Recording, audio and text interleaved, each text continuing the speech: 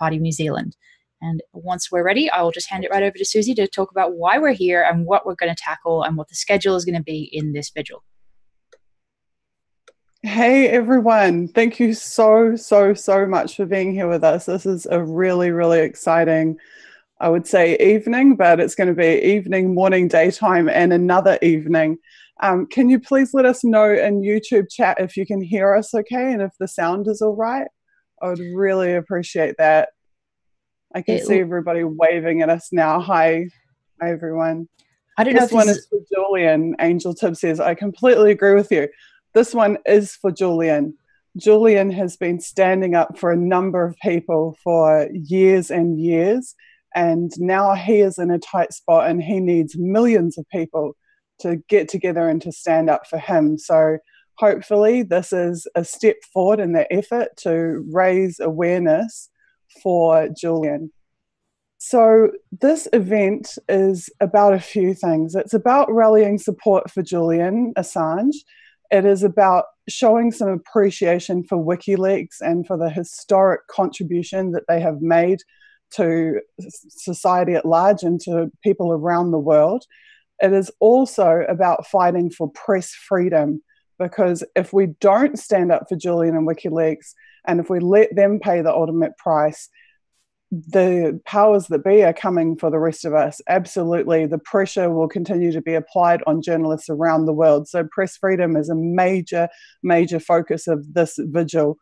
The other thing is just basic fundamental human rights, because political opinions aside, affiliations aside, at the end of the day, Julian is a man with a body trapped in a very small space. He has serious medical conditions that have not been addressed for years, and his doctors have warned that there is a mortal risk to Julian if he is not able to access healthcare. Now, we provide healthcare as a society to everybody, even to murderers and rapists in prison and whoever else. Everybody has a fundamental right to access to healthcare, a fundamental right to communicate with other human beings and the people that they love. And these fundamental human rights must be fought for in order for them to be meaningful. We cannot just sit by silently and watch other people suffer the fate that Julian is facing at the moment. We must stand up and we must band together to apply pressure to the governments that have been persecuting Julian Assange and WikiLeaks. So I'm going to start out by just taking you guys through the schedule, letting you know what we have organized for you for the next 25 or 26 hours that we're intending to run this. So the genesis of this event and this stream, as many of you will know, is that after Julian's internet and ability to communicate with his loved ones and the public was cut off in late March, a group of us got together, thanks to Kim.com, internet tech entrepreneur Kim.com, and we got together and held an online vigil for Julian. And it was a massive success. We held the vigil for about 10 consecutive hours. We had more than a dozen high-profile people who really care about press freedom and human rights, Julian and WikiLeaks. We brought them all together, and they just spoke from the heart about their experience with WikiLeaks and with Julian, the importance to the world, and why it was that they were willing to put themselves on the line and stand up, make a stand for Julian. You can find that stream on my channel. There's also a pretty cute 4-minute promo video that was made as a recap, really, for that vigil event. So we decided that just doing it once isn't actually enough, that we need to, in order to create a mass movement, you have to have a successful mass movement. You have to have a single point of focus, and you have to have sustained action, sustained pressure. So we've decided that we wanted to invite even more of Julian's friends and even more of WikiLeaks supporters to a series of monthly vigils. So our intention is that on the first weekend of every single month, like this one that we're in right now, we are all going to get together and we are just going to speak and speak and speak. If they're going to silence Julian, then let us raise thousands of voices in his place.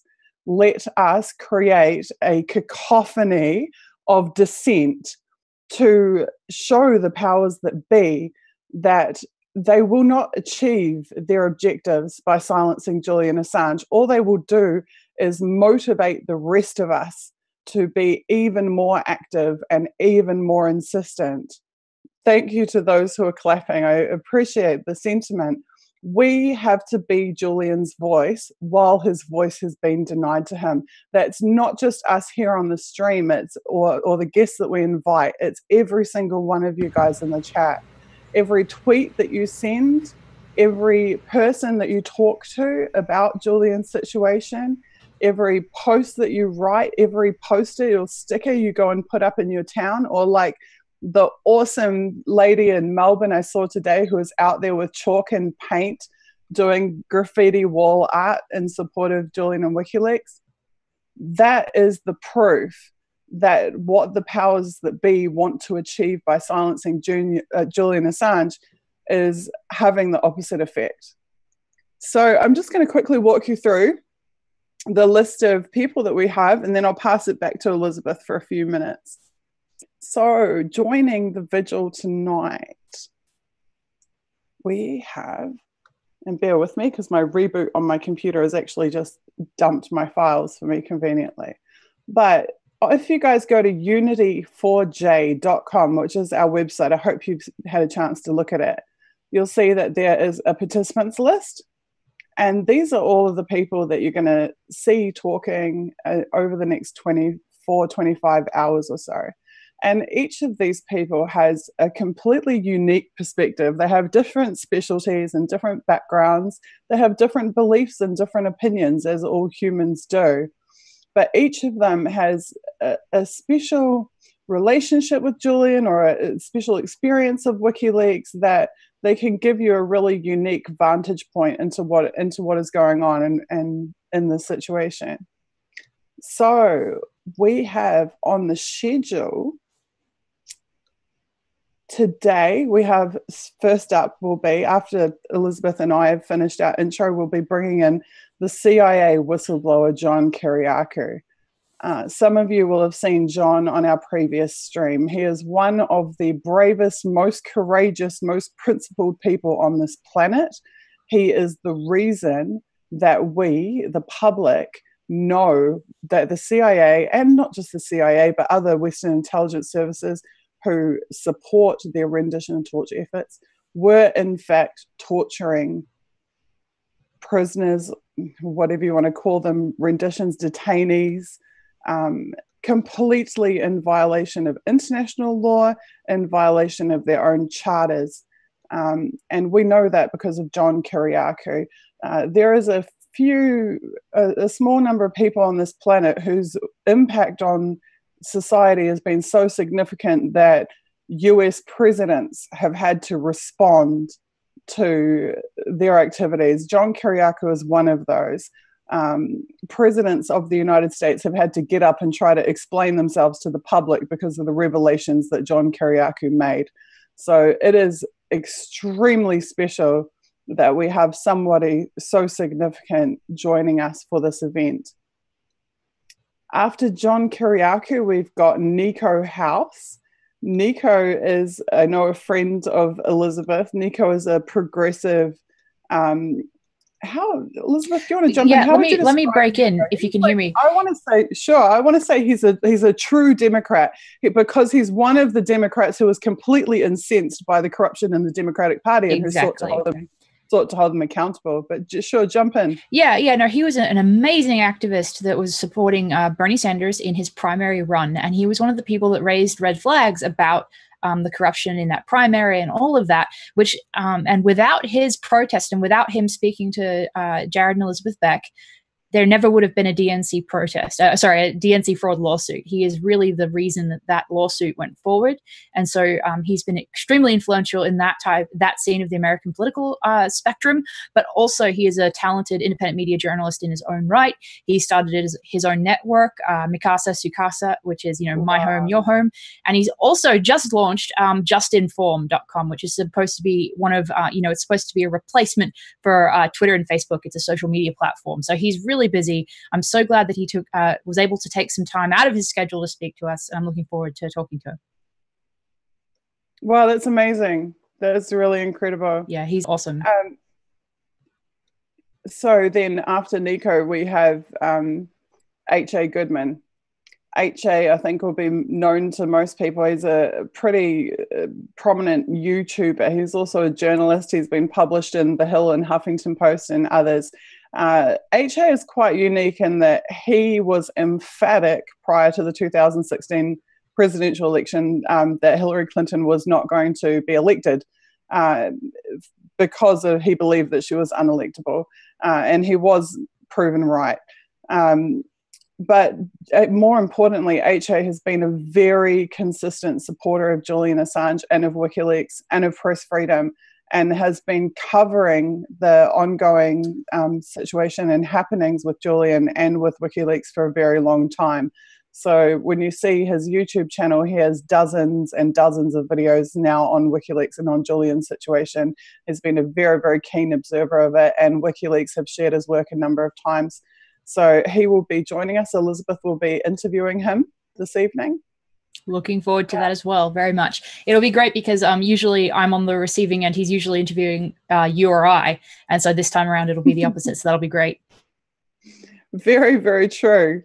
Very true. And actually, we have that situation with a number of the guests, I think, where in the past they've interviewed us and now we get to interview them, or vice versa. Yeah. It's pretty cool. Okay, so after H.A. Goodman, I'm really pleased, super pleased to announce that we actually have one of Julian's legal advisors attending the vigil. His name is Greg Barnes, and he is an Aussie. He's Australian, just like Julian. So he's going to be able to give us a really amazing perspective, because he will be able to talk to us a lot more about the situation with the Australian government and a bit more of the history of the relationship there, the diplomatic relationships as well, and help to explain to us really from a legal perspective the situation that Julian is in. Okay, one person said they lost sound and video, but they think it's just them in a rebooting. I hope you guys let us know if there's any problems with the stream if you can't hear. And I really appreciate, thank you everybody who is out there right now retweeting everything on the hashtag and telling people that the stream is up, that we're here, and that it's happening. It's going to be a long haul, but an amazing and historic haul. So I really appreciate everyone for being here with us. Also, a huge thank you to the dozens and dozens of YouTube mods, Facebook mods, social mods, Twitter mods that we have working on the campaign. You guys are amazing, incredible volunteers, and we couldn't do any of this without you. Also, a shout out, we have a 3-man technical team in here with us, making sure that everything's going okay and handling all the restreams. You guys are the reason that we have been able to do this. So thank you so, so, so much. Okay, after Greg Barnes, we have got Ross Cameron.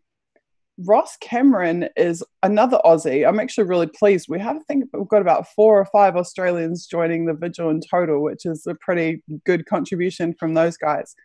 So Ross Cameron is an ex-Aussie politician for a number of years. He is also the host of, what is the name of the show Outsiders. now? His show is Outsiders. Outsiders, thank you, on the tip of my tongue. No, and it's really great. He just allowed me to come on and promo the vigil as well. So that was really kind of him and really awesome of Outsiders to do that. So yeah, you can see that. I've retweeted it a few times. If you want to go see that segment at some point, Sky News has that up on their Twitter feed. So really thankful to Ross Cameron for that. That is fantastic. So Ross is really significant in that he has this massive mainstream media platform. You know, he's a very well-known household name in Australia, And he has consistently used that platform to advocate for the human rights of Julian Assange and for press freedom. And unfortunately, that is quite rare in the mainstream media space. It is much more prevalent for mainstream media to be constantly smearing, undermining, and lambasting WikiLeaks. So Ross's continued support of WikiLeaks and of Julian Assange has been really, really standout. So I'm so pleased that he can come here and give us another Australian perspective, this time from the media side, about Julian's situation and about the importance of WikiLeaks. So moving on from Ross Cameron, we have the indomitable, the unforgettable Kim.com. I know Kim has massive amounts of fans out there. He has a huge following. Kim is a serial entrepreneur. That's the best way I can put it. No matter what pressures he has faced from the US empire, and particularly New Zealand government as well, who've been involved in the persecution of Kim.com. Kim is continually innovating, continually coming up with new amazing ideas, and releasing increasingly privacy-focused tech, encryption-based solutions on a massive scale. Just as I just said, it's unique for someone like Ross, who has access to a major mainstream platform and millions of people to advocate for WikiLeaks. Kim develops software and programs that also reach hundreds of millions of users, but he does that conscientiously with a privacy focus and is very much about trying to give the power back to the people. Kim also has been a very long time friend of Julian Assange, a supporter and sponsor of WikiLeaks, a donor to WikiLeaks. And he is just an absolutely fearless, very strong voice for human rights. You will have seen him campaigning on a number of human rights issues recently if you've been following his timeline. He's also, of course, the founder and visionary of the Internet Party of New Zealand, which is yet another one of his innovation. Yeah, Kim rocks, they're saying in chat. Kim does absolutely rock. He is a phenomenal personality. And I'm very, very pleased that he is going to be joining us on the stream tonight. Oh, cool. That's so cool. Somebody says that Julian Assange's account has it's Disobedient Media says that. Yeah, it's me. I was trying to point that out without interrupting, that yes, the Julian Assange account, which is obviously run by his team at the moment, have tweeted out the live link. They've tweeted out actually a number of things. They've tweeted out like a banner, the banner for it. They tweeted out the segment with Ross Cameron. So that's amazing. And thank you to the people, the wonderful people running that account. We really appreciate it. And we hope that, So. That just gave me a flash of jealousy that I haven't seen your segment with Ross Cameron yet. Honestly, because I love to always like know what's going on with this stuff, and I watch everything Elizabeth does. I read everything that she writes. You know, obviously I read everything that WikiLeaks or Julian Assange accounts post every single day. So actually I get a little like twinge inside me that there's a video floating around out there that I haven't got to see yet, but you can guarantee that when I get a break from the stream, I'm definitely going to go and watch that. So you guys check out Julian Assange's account and share that video of Elizabeth, who's just been with Ross Cameron on Sky News Australia. Well, I'm just so glad that that they are wanting people to tune into this, and I hope that it is an effective advocacy platform in itself for Julian Assange and for his cause. And I know one thing that I really want to make clear on this, maybe in the first hour or so, is I want, if you guys have questions, I know that we are collecting those questions that are going to be posted in chat, that we will then, if they're appropriate, if they haven't, if we want to answer them, we'll definitely try to get answers to your questions. Like, for example, whenever I've published anything on Julian Assange in the last couple of months since he's been gagged, the resounding response I've always gotten, and I've seen this response to other people's work, is, okay, I believe you, like, I agree with you, I want to help, but how can I actually help beyond just donating and retweeting? So, we'll try to address that as well. And if you have any questions, please do feel free to post them in chat. So. Oh, that's so cool. Now we're being, oh, I love that you guys are updating us with social media news in the chat. This is so great. RSFO just says that he saw Sky News Australia on Twitter has just tweeted about this as well. Oh, great. That's fantastic. They've said that he is entering his third month of solitary, that Julian Assange is entering his third month of solitary confinement within the Ecuadorean Embassy. And RSFO is saying it's an amazing level of honesty to see from such a massive platform. Exactly. It's extremely impressive to not only have this subject broached, but to actually tweet it out like that, and to allow us to say, you know, we're trying to support this person, because so much of the media would just completely ignore this whole issue and would go to great lengths to disparage Julian Assange, who is, as we know, a political prisoner at this time. So. Definitely. And I think particularly the Australian people have been significant victims of the smear campaign against Julian. I think very early on, there was definitely a concerted effort to try to undermine domestic support for him within Australia. And I wonder if things like we're seeing now, that maybe that tide is beginning to turn, and that maybe he will finally we will finally see mass mobilizations of people on the scale that an issue like this deserves. Because I very much believe that Julian, the movement to free Julian needs to and should, and I believe eventually will, spiral into our generation's Free Mandela movement, where we unite for the single purpose of getting this heroic man out of the horrific circumstances that he is in, solely as a result of him being politically persecuted for work that was in the public interest. Absolutely. I completely agree. I'm hoping that that's exactly what this turns into. And what I believe, am I, no, Susie, you're not speaking. Sorry, I thought your audio cut out for a second. But basically, I think that I hope that through vigils like this and the ones that are being held on the ground and all of the actions that are happening as a result of Julian being gagged, I hope that his suffering right now turns into a really huge backfire for the establishment. I hope that it becomes, the rallying point that eventually sees him not only have his communications restored, but freed as well. So. Matador Adam says Twitter is on fire. Thank you guys so much. Please let everybody know that this is happening. Pick out all the best tweets on the #Unity4J hashtag and retweet them. Tag in, if you find a really good one, tag in the @Unity4J account. We've got about half a dozen admins working on that account to try to amplify all of the best messages. And if you have questions, you can put them in the YouTube chat, or you can tweet them to the hashtag #Unity4J. Just make sure you address your question to who you want it to be asked of. And you can do that continuously throughout the entire event. Okay, I'm just going to move on with who is next. After Kim.com. After Kim, we have Peter Lavelle. Peter Lavelle is the host of Crosstalk, which is a pretty awesome political show.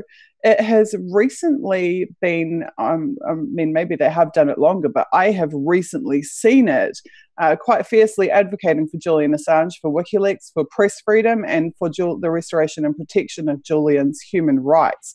So I think it's really, really fantastic that we're going to have Peter Lavelle with us tonight. One of the things that we put a lot of thought into when we were planning this event is that to build a mass movement, to get the maximum possible reach, we wanted to bring together people who have access to their own significant platforms that have unique interest groups following them.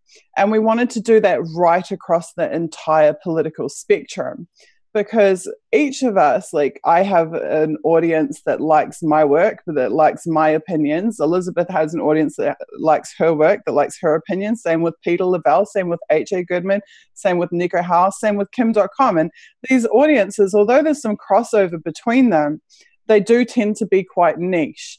So we found that by bringing together as many different niche audiences as possible, that we can create this huge combined reach, this almost like a big pancake stack, and we can just make it higher and higher and higher until we can reach the sky, until we can reach everyone, and we can blow the mainstream media junk, out of the way. And when I disparage mainstream media, please be aware that I do not consider Sky, I'm not disparaging Sky News Australia, who we think are fantastic for doing what they're doing for Julian. But that's really what we're trying to do here, is to get the biggest reach possible, the widest audience possible, and not just to limit it to our own social group. So we have brought on a number of guests tonight who we have almost no personal commonalities with, who I can say there are people that are appearing at this event who I basically disagree with almost all of their political positions personally, but that doesn't matter, because this is not about politics. It's not about whether I agree with them. It's not about whether we agree with each other. It is about, do we believe in press freedom? Yes, tick. Do we believe that Julian's human rights need to be respected, need to be protected, and need to be restored? Yes, we do. Tick. Do we want Julian healthy and well and able to work and be with his family and to get out of that embassy? Yes, we do. Tick.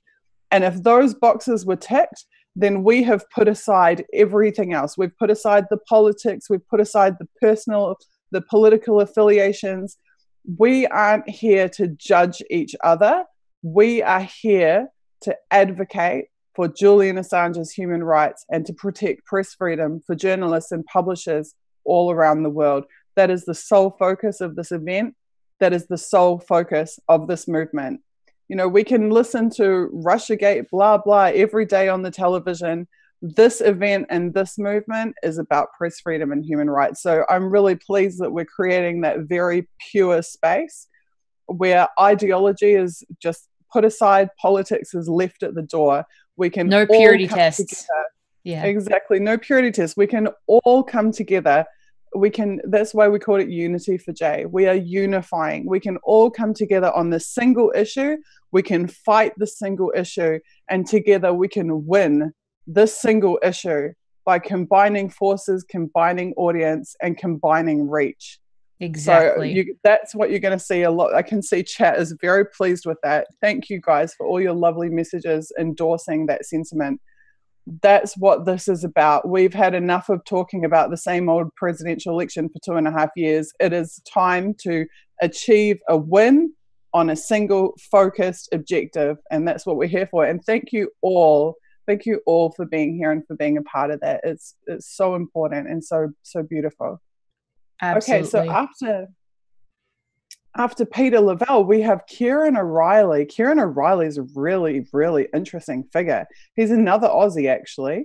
He's a very long-time friend of Julian. He is a very accomplished human rights activist and anti-war activist. You've probably seen photos or videos of him from various vigils on the ground at the Ecuadorean Embassy in the UK. Kieran is routinely physically on the ground outside the embassy, advocating for Julian to members of the public, working with other Vigil supporters on rallies and on actions. He is an absolutely brilliant and fascinating guy. He's really great. And so I'm very, very pleased that he is also going to be with us on the stream. I'm hoping that some of these longtime friends of Julian are going to be able to share anecdotes and give us insights into Julian, because it's so easy, especially when you see these constant, massive mainstream depictions of Julian as some like evil cartoon character or something. I think sometimes people forget that Julian is a guy. He's a man. He's just a real person. He's a real person with feelings and with friends and with experiences. And so getting to talk, to some people who know him really well personally and who are really close to him and who have had a lot of shared experiences with him, I think it's really important to be able to humanize Julian, for people to understand he's not some cartoon character. He's not some character in a movie or has been depicted in Hollywood or whatever. He's a genuine person. He's a genuine guy. People know him and love him, and there's people he loves dearly. I think it's really important to remind people of that. So very pleased that Kieran is going to be on the stream with us. Okay, so then after Kieran, Elizabeth is going to interview Cassandra Fairbanks. Cassandra is another longtime activist. I think a lot of people would be familiar with her. She has quite a substantial following on Twitter. She is a journalist. She has written also about WikiLeaks and about Julian Assange for a number of years, and done some pretty significant pieces relating to them. So she is going to be here for an hour with Elizabeth, and then we are going to be taking a short technical break. We're going to break for roughly about 2 hours. So the reason for this is because YouTube actually has a 24-hour limit, and they will just shut down the stream basically at 24 hours. So we decided that rather, because we're running over 24 hours, that we would rather just stick a break in the middle of the program, let our tech guys do their thing, let everybody run to the toilet and get something to eat that's working so hard on the stream, and then come back in. So then we'll come back for the second half, 2 hours after the break. Joe Public saying, Kieran is a stand-up guy. I met him outside the embassy, and I will be live streaming from there on the 18th of June. That's very, very awesome. Joe Public, can you please tag me on Twitter when you are doing live actions at the embassy? Because I will be more than happy to get internet party people and myself to amplify your work as much as possible, to share your photos and videos and let people know to follow you. So just remember to tag me on the day at Susie, S-U-Z-I, or S-U-Z-I for you Americans, number 3D. That would be awesome. Wow, chat's moving so fast. I'm struggling to keep up with it. But you guys just tag me in if there's something that you think I really need to know, and I should be able to see it. Okay, so I'll just keep going through the schedule. I'm nearly there. So the second half of the event, so Cassandra will come back in, and she will be interviewing Jack Posobiec. Do you want to, I don't even think I'm saying his name properly. Do you want to I believe it's Posobiec. Sure. Yeah, he is an sort of independent journalist, and he is he's from the right wing of the political spectrum. And I'm really glad that he's decided to join us, because I think he'll have both an audience and a perspective that, though is different from some of the other guests at participating in this vigil. It's really fantastic to see him coming out in support of Julian Assange and WikiLeaks. And I think that, as Susie was saying earlier, it's really, really strong. It shows our strength that we can, unite on this one principle and this one effort, despite any sort of differences of opinion. And then, as well as that, I think that in the same vein with what Susie was saying just a minute ago, it's impossible. We would never, ever be able to make a real impact for Julian by just cornering, as she was saying, sort of like one end of the market. So even if you had every single sort of conservative, MAGA supporting American out there in the streets for Julian, it would not be as effective as combining with the left and progressives and the former Bernie and Jill Stein voters, et cetera, et cetera. And in the same vein, if you had all of the Greens, the Liberals, the progressives for Julian and not the conservatives, then again, it's not as effective at all. So it's really important to have all of these voices represented in this vigil, and that's what we've really tried to do. So that's my sum up there for Jack and for William. Yeah. I completely agree with that. And, I think it's a bit about maturity as well. Yeah, exactly. And not feeling that you have to control everything that other people think and everything that they believe. And I think that you have a better chance of influencing people if you're prepared to interact with them. And if you're prepared to, have that forum. But like I said, every single person who has been invited tonight has been invited because they have already been using their established platforms and reach to advocate for Julian and for WikiLeaks. And so we're bringing everybody together to create that huge combined audience and to make as much noise as possible for press freedom and Julian Assange's human rights. So after Jack, then Cassandra is going to interview yours truly. And you're going to get to hear a bit about the writing I've been doing about WikiLeaks for the last 7 years now, I guess heading towards 8 years. But since back in 2011, I've been covering WikiLeaks, Chelsea Manning, Julian Assange, and related issues.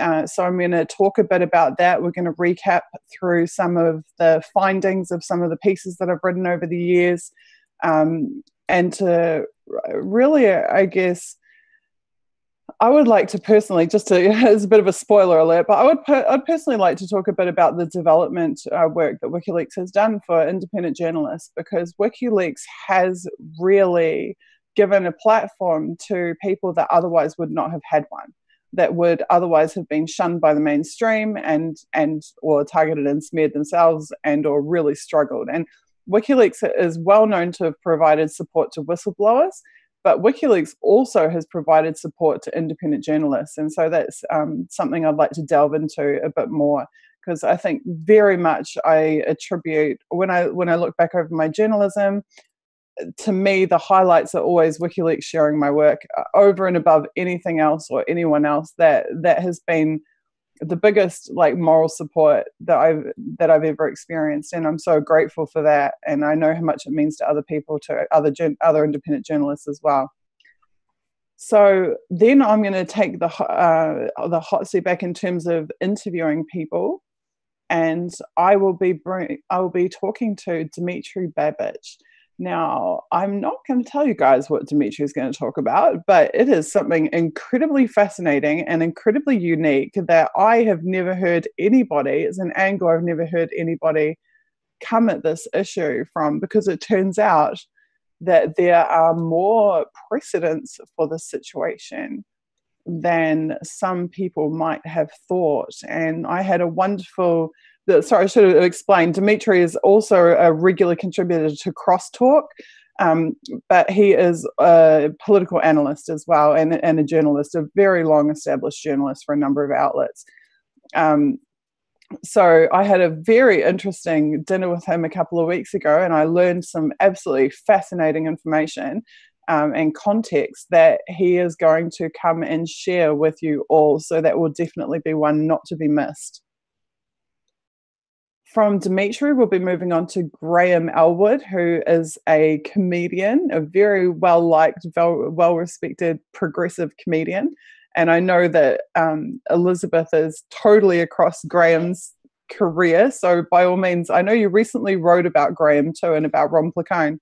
Yeah, they're going to be doing a progressive comedy tour through the Southeast, actually, very, very soon. So I wrote an article about that, and it's really great. It's actually sort of a parallel with what we're trying to do here, we're getting around all of the censorship that otherwise attacks Assange and also, prevents the voices for Assange, spreading on social media, et cetera, et cetera. So by obviously in this stream, what we're doing is combining all of the audiences of all of the panelists to get this message out.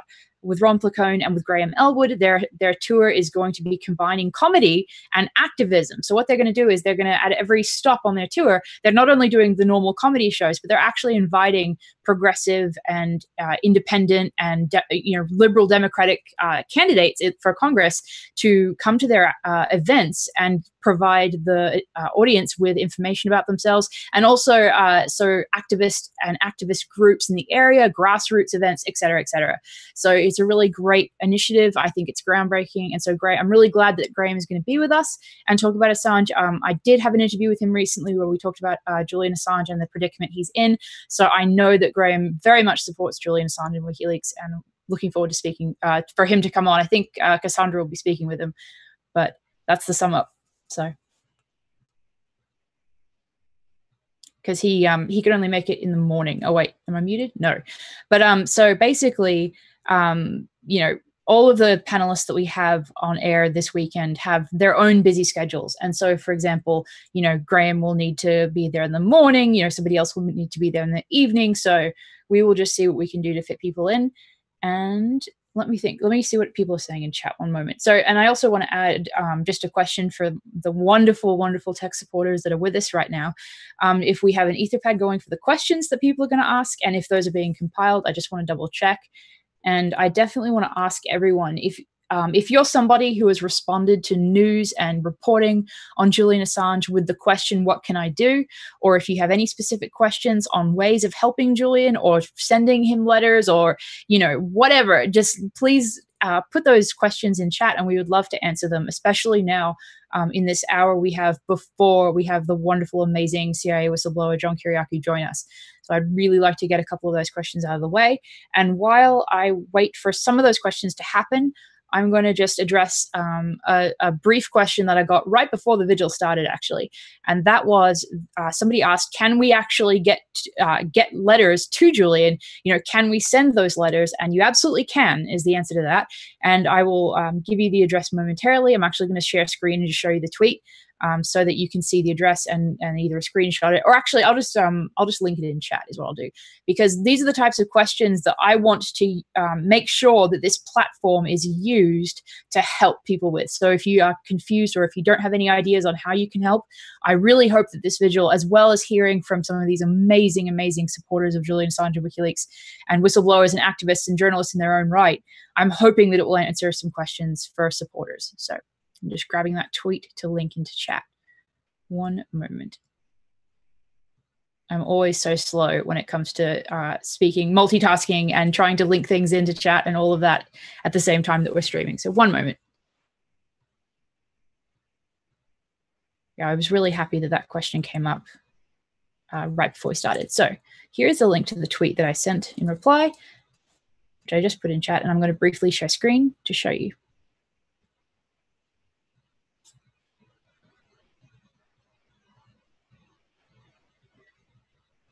Okay. So you should be able to see this question from Lucille that says, Susie, D, and Elizabeth, could you please discuss during the vigil how we as JA supporters can best reach him? Will they deliver letters and postcards? And this is something that came up a month ago or so, but this is something that not everyone has had an answer to. And I obviously, typoed on end. It should have been send, but the address to send letters to is right here. So if you want to either screenshot that or go retweet it or just write down the address, then feel free to do that.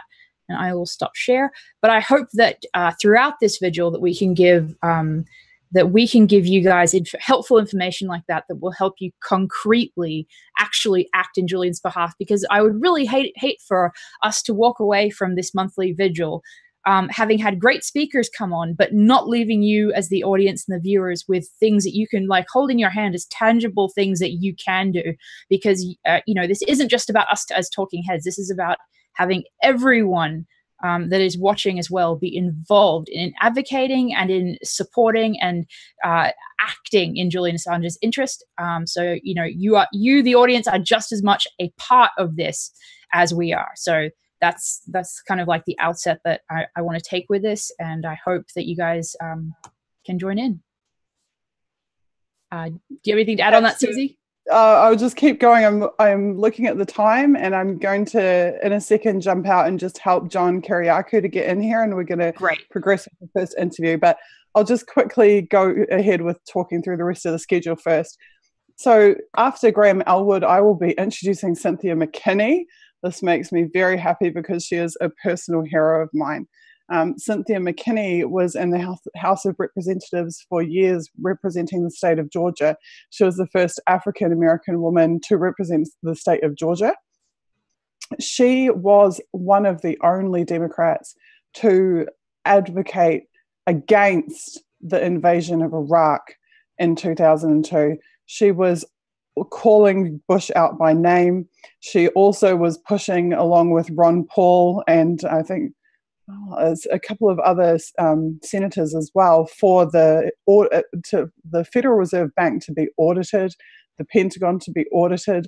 She is an absolutely phenomenal woman and a morally courageous woman, and she is a fierce advocate for human rights, fiercely anti-war, and fierce advocate for press freedom, for Julian Assange and for WikiLeaks. Yeah, someone just said Kiriakou is the bomb, and McKinney, whoa.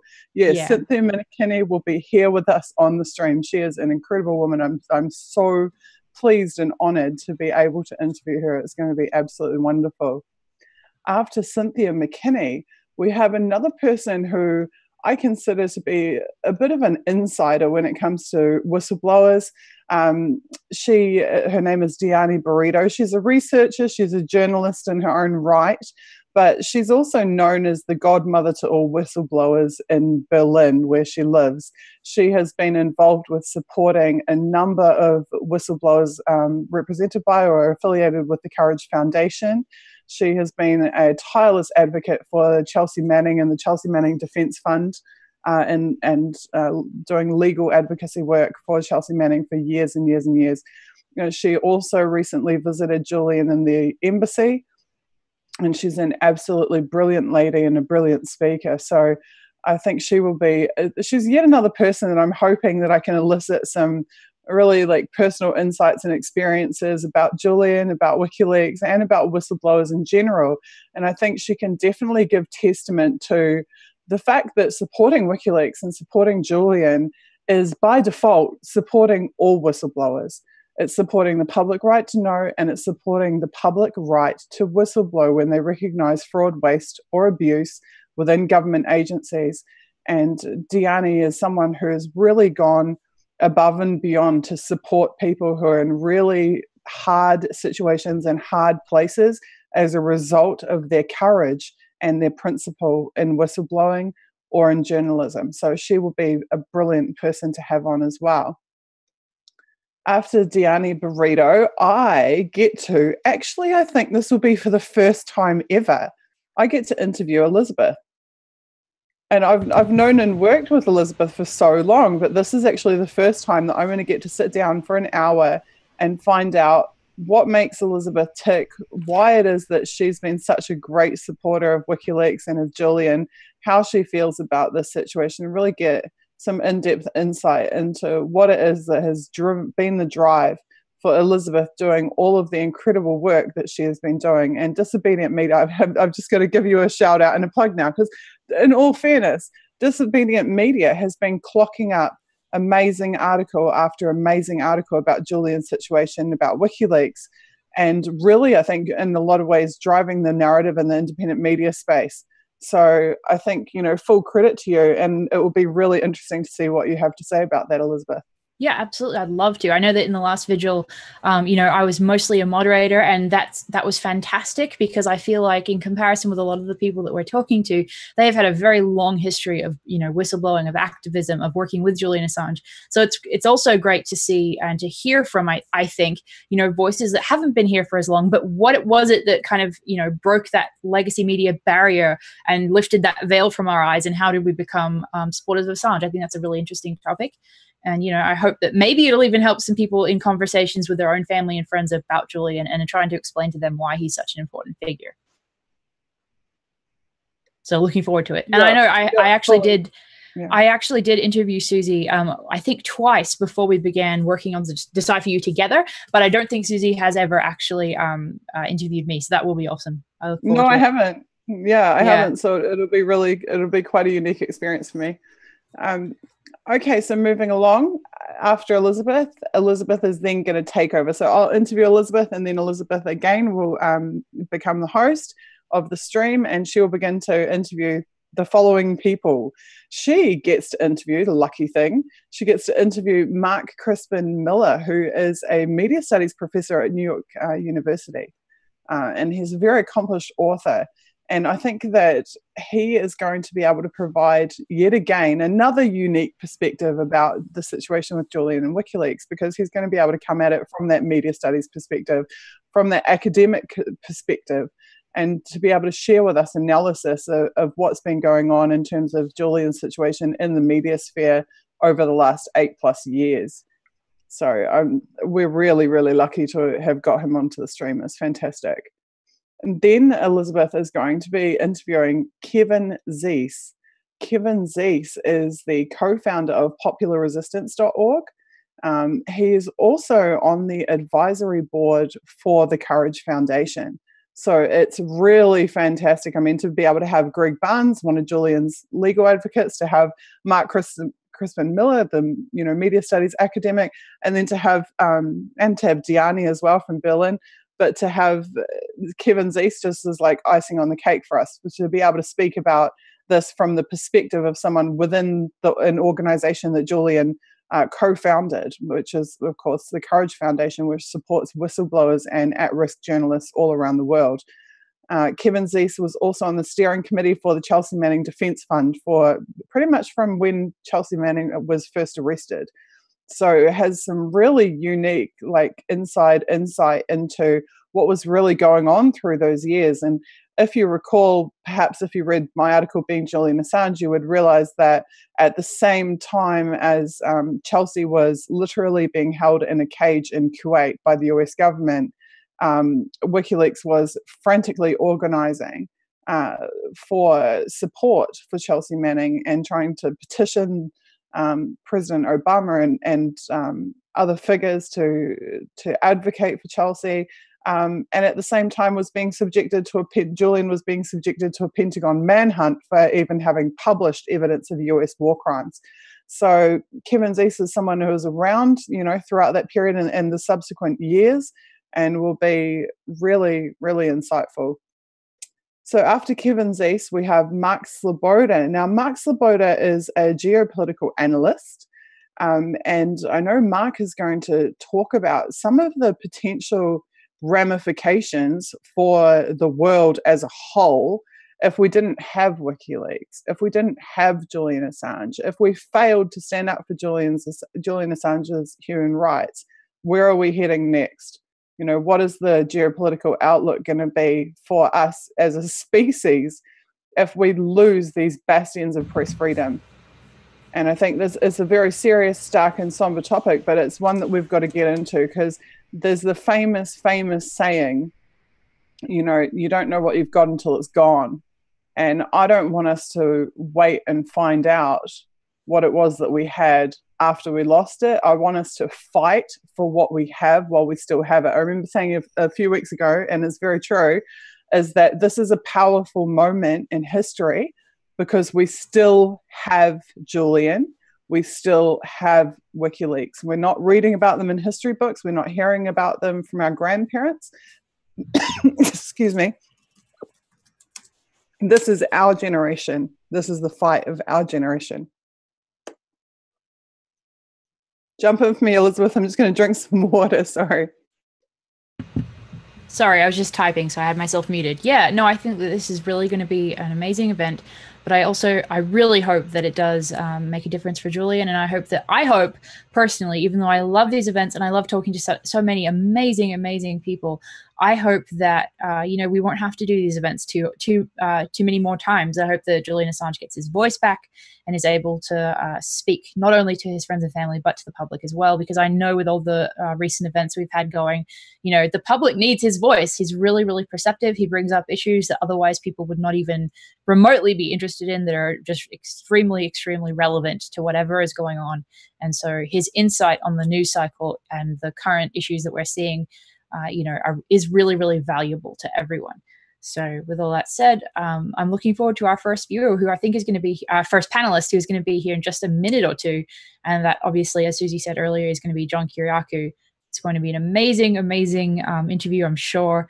And I can't wait to hear his thoughts, not only on, obviously the impact of WikiLeaks and his, connection with Julian Assange and all of that, but also on how he thinks this has progressed, where he thinks this is going, and, any thoughts that he has that may have developed since the last vigil, because he had a lot of really great information to give to us all on the last vigil. So I'm just going to check chat really fast in order to see if you guys have any questions. Yeah, and Donna says, we will not let Julian Assange down. Yeah, we really want this vigil to be accessible to absolutely everyone, because it's going to take the efforts of absolutely everyone to see Julian Assange reconnected to the outside world and freed. And I'm so glad to see you guys supporting this effort and tweeting about it and retweeting about it and expressing your support in these comments. It's really heartwarming to see. Yeah, and Frostal just mentioned Roger Waters, who at his concert tonight, he said, resist the silencing of Julian Assange or something to that effect. And it was really fantastic. WikiLeaks tweeted about it. It was a really great show of support. So whether it's Yara's spot over in Melbourne, I believe, with the amazing graffiti, or whether it is, somebody with a massive stadium and showing a sign for Julian Assange, we're seeing now that what has happened to Julian is inspiring a mass movement to help him. And so that said, I'll hand it back over to Susie. Okay, I know that John Kiriakou has just joined us, so I'm just going to wrap this up as quickly as I can, because we can do more promos about guests later on. But after Mark Sloboda is Lee Camp, the amazing comedian from Redacted Tonight, absolutely beautiful human being, and I'm so pleased that he's going to be on the stream with us. After Lee Camp, we have got William from Disobedient Media, actually, one of the co-founders of Disobedient Media. We have two other guests that I'm not going to tell you about right now.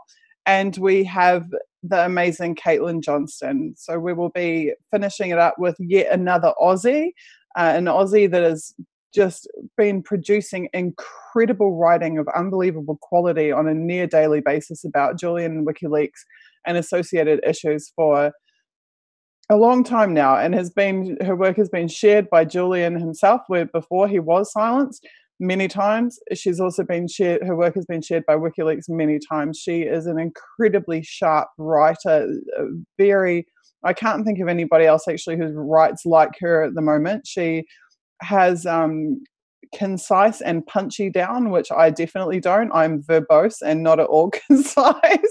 But Caitlin she can say things in 600 words that would take me 5,000. She's absolutely amazing at condensing the issues and absolutely nailing the points and doing it with good humor, doing it in a way that really makes it approachable to people.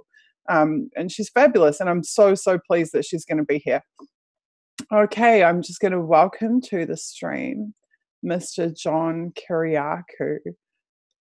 And hi, John, can you hear me?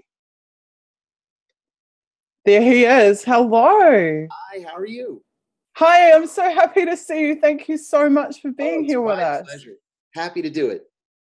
Oh, it's absolutely fabulous. We've had so many people so excited that you're going to be here. Oh, so, no, it's John, my pleasure. John, we've just been doing a little bit of an intro over the last hour or so, just explaining to people who are going to be on the stream, but also what the understanding and founding purpose of this is for us, which is that we have brought together people from right across the political sphere with completely different political opinions and affiliations, because we are united in this one single purpose of advocating for the human rights, the protection and restoration of the human rights of Julian Assange, demanding his freedom, that he be allowed to realize his asylum in Ecuador, and also recognizing the threat to Julian and to WikiLeaks as a grave threat to press freedom. So I'd really like you to talk to us about those issues tonight, because you are a whistleblower, and whistleblowers are dependent upon journalists to get their messages out. Is that correct?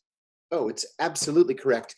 You know, especially in the intelligence community here in the United States, we're taught when we're first hired that if you see evidence of waste, fraud, abuse, or illegality, that you go through the chain of command. But time and time again, it's been proven that that just simply doesn't work. Tom Drake went through the chain of command. He was rewarded with 9 felony charges, including 7 counts of espionage.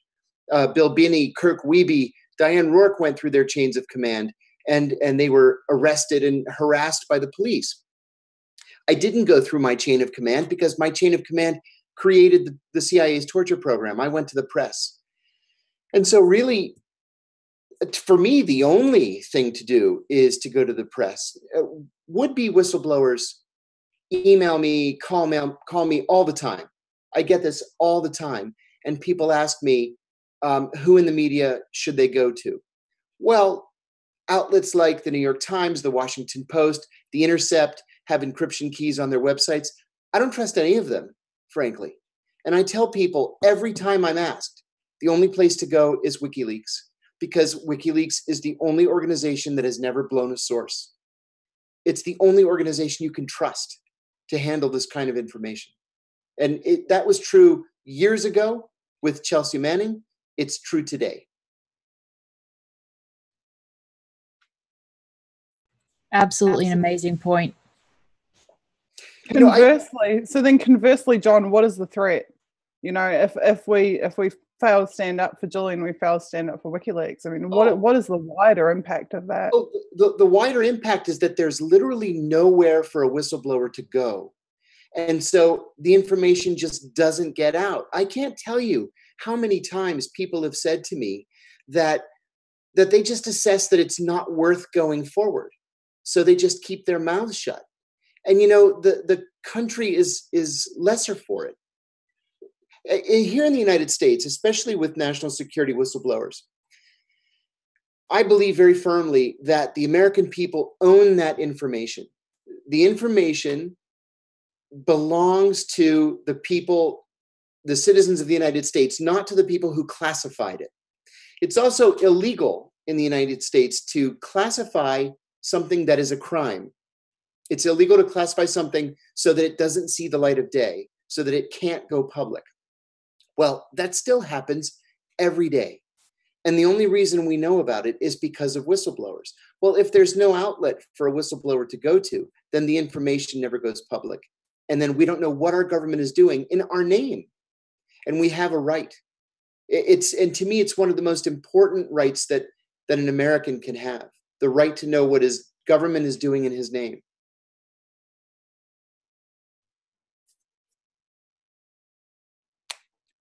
So I think we're getting a lot of feedback from people that they're finding it really powerful that we are recognizing that this isn't a left or a right issue, but this is a human rights issue, John. Oh, my goodness, yes. This is not at all an issue of left or right.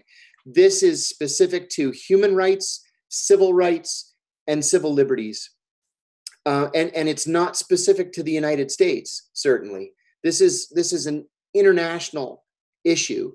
I think we're headed toward an international crisis if we turn our backs on Julian Assange. I know what it's like to feel like you're standing alone, to feel like the entire weight of the government has fallen on your head, that there's nowhere to turn, there's nowhere to go. I know exactly what the man is going through, and it's terrible. It's lonely.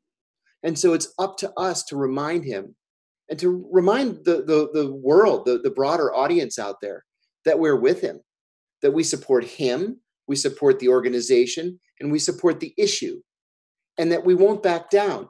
So many people here in the US have been cowed by these ridiculous comments by senior US government officials that WikiLeaks is akin to a hostile foreign intelligence service.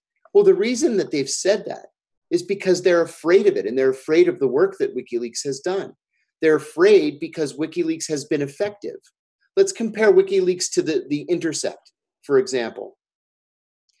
I'm biased against the Intercept because two of the journalists there were, I'll just say it straight out, they were responsible for putting me in prison for 2 years because they blew my identity to the government blatantly.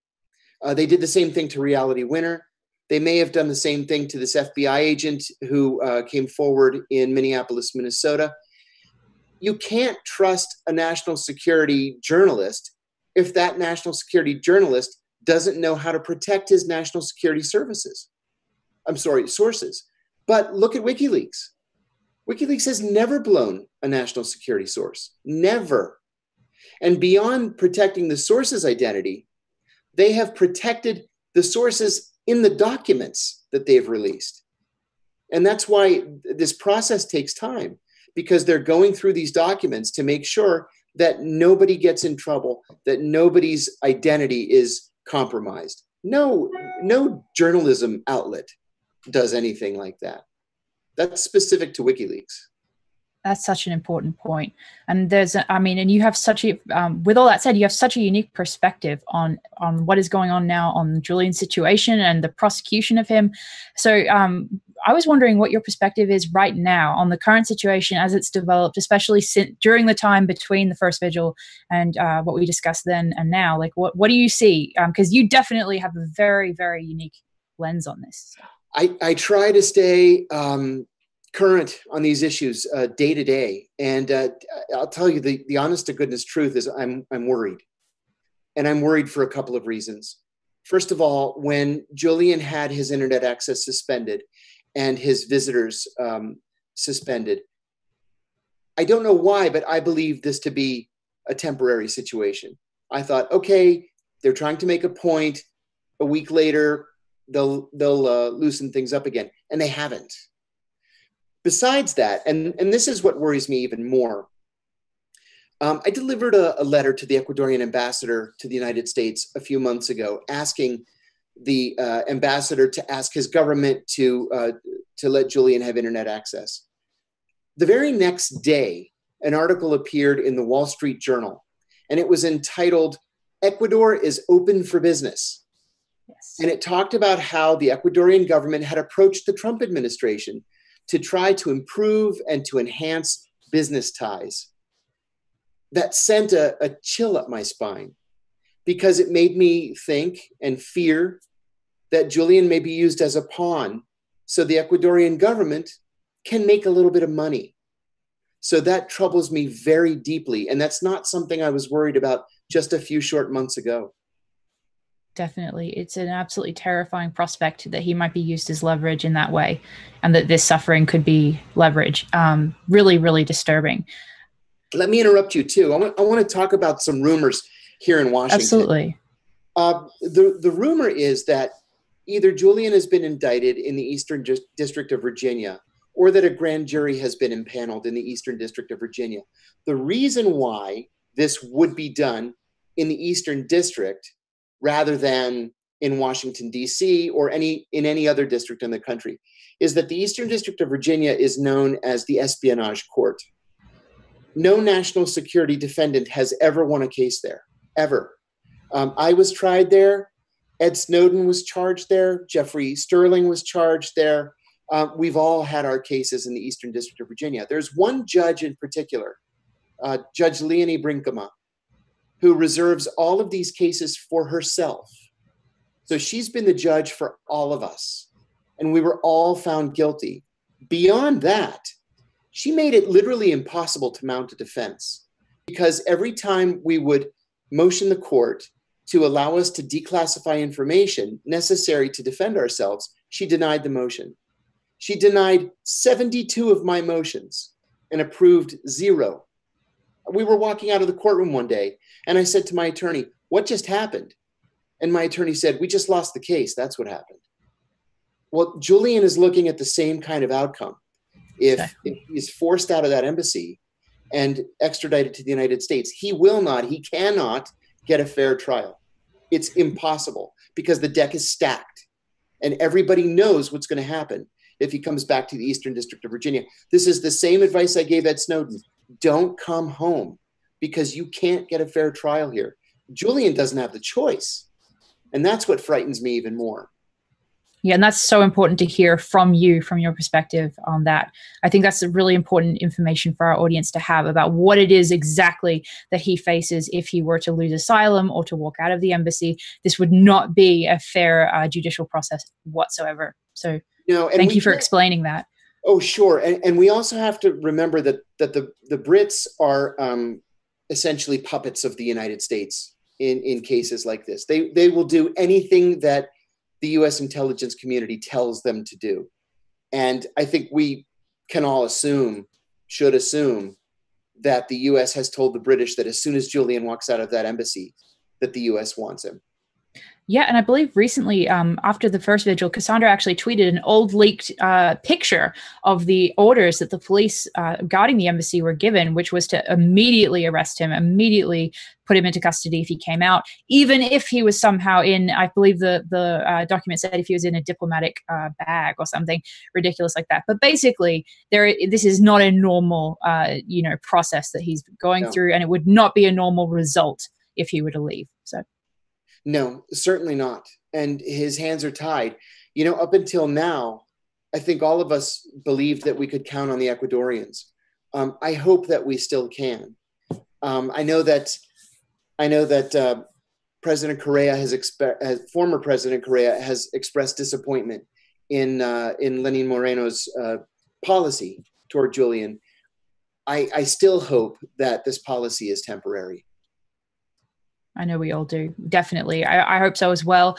I hope that with voices like yours and all of the other voices that are being raised, whether it's, Roger Waters, with his concert, and all of these efforts, I hope that will make a real difference for Moreno and his decision on this. You too. John, that point that you just brought up before about how the last time we got together for the first Vigil event, you were confident, or you felt sure that Julian's communications would be restored. I think I felt exactly the same way. And the reason that we actually designed Unity for J as being a new mass movement and not just a continuation of #Reconnect Julian is because we actually thought to ourselves, oh yeah, he'll be reconnected any day now. But the larger issue is that we need to free him from the embassy. And Exactly. we just took it for granted that because previously he'd been disconnected and then reconnected, that it was just a matter of time. But looking at, the geopolitical situation and seeing, as you're just talking about Ecuador and the developments with Lena Moreno, it seems that we might have, I think it's a human tendency, actually. We look at someone like Julian who goes through so much, who faces such vast, incredible forces, and he seems to just, weather every storm and almost take it on the chin. But we know in reality it's not. In reality, he is suffering severely.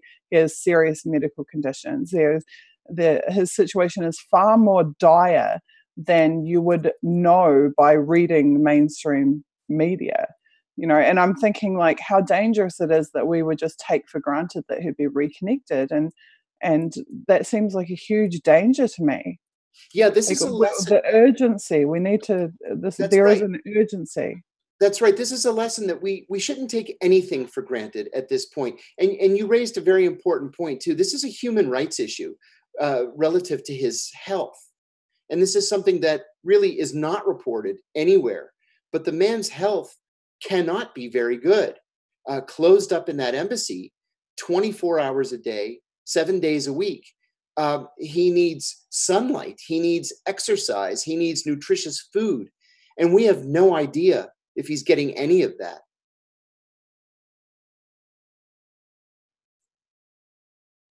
Well, fortunately, we do know that that they're feeding him. But there was probably the most alarming statement I've ever heard, was out of one of his legal team a few weeks ago, who's actually said that he faces not even being able to see down the hallway because his eyesight is degrading so severely from only having this tiny limited space.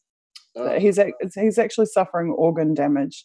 And I know from studying his medical reports that his doctors have said that he's at mortal risk. It's no joke. He is literally at mortal risk. So how do we convince people of this? How do we humanize him, John? I think we have to keep doing what we're doing, and we have to keep reminding everybody that this is a human rights issue. The mainstream media tends to not cover Julian's story. There might be an update of a few sentences every once in a while saying Julian Assange is still in the Ecuadorian Embassy. We need to make sure that it's out there all the time, even if that's just in the mainstream media for the time being. I have a small radio show in Washington, and we talk about Julian all the time. We interview people like Diani Burrito and Randy Credico, for example, people who know Julian and have seen him and have spoken to him, because we need that firsthand accounting of his health and his spirits and any news that he may have for us, anything that he has heard, perhaps from the Ecuadorians, perhaps from his attorneys. We need to make sure that the information is out there and people are reminded every day that this is a very important issue and it's very dangerous for Julian Assange. Absolutely. Definitely. We did recently see a series of pieces come out of The Guardian. It was the typical smear pieces, but this time it was an entire series of them. And interestingly, they were based on anonymous sources, but those anonymous sources were leaking information about intelligence agency activities that had been actually in defense of Julian, providing security to the embassy. What's your take on that, John, where it seems that leaking information to the press is fine if you're doing it to attack a whistleblower rather than to be a whistleblower? Oh, welcome to my life. The biggest leakers in Washington are the White House, the CIA, and the FBI. That's been a fact of life since the creation of those organizations, because this is what they do. They do it to control the story. They do it to control the debate. They do it to influence public opinion. It's only a leak if it's something that they don't like. If it's something that they like, it's authorized. We see the same thing with The Guardian. And I have to add, too, I've been very disappointed in The Guardian. The Guardian was one of the recipients of Julian's largesse of information directly from WikiLeaks. and to turn on him like they have. And what's supposed to be a progressive paper is really very, very disappointing. I completely agree. And that escalation of those 6, articles on him was really shocking to see. I mean, it really seemed like they were just piling on and accusing him of stuff that was absolutely ludicrous. And I thought it was great that we saw WikiLeaks actually, say that they were going to file a suit for libel because it was so ridiculous. So, agreed. And what do you think that signifies that we see those pile-ons like that? Do you think that that's because, from their perspective, they had to, undo some of the successful backlash to this gagging of him, which has, as I said, it's become a backlash in terms of increasing support for him. Do you think that was the main goal with that, or was it more I think that's part of it. That's part of it. We also have to remember that intelligence services all around the world are well schooled in psychological warfare. True. And I think that this is a concerted attempt, a formal attempt to weaken Julian mentally, emotionally, maybe even physically, and to make him give up in the end. I think that's really the goal. They can plant stories in whatever media they want. They put these false narratives out there, and people are gullible. They'll believe anything they read in the press, with the ultimate result being Julian's weakening. Yeah, I think absolutely. we can truly blame intelligence services for this and be right. John, I'd like you to game theory a little bit for me. I think you can take this collaboration of intelligence services with the Guardian and smearing Julian Assange. You could take it 2 ways. One is that the US is now really on top of the situation, and they're like this far away from getting their hands on Julian, and they're winning the media war. That could be true.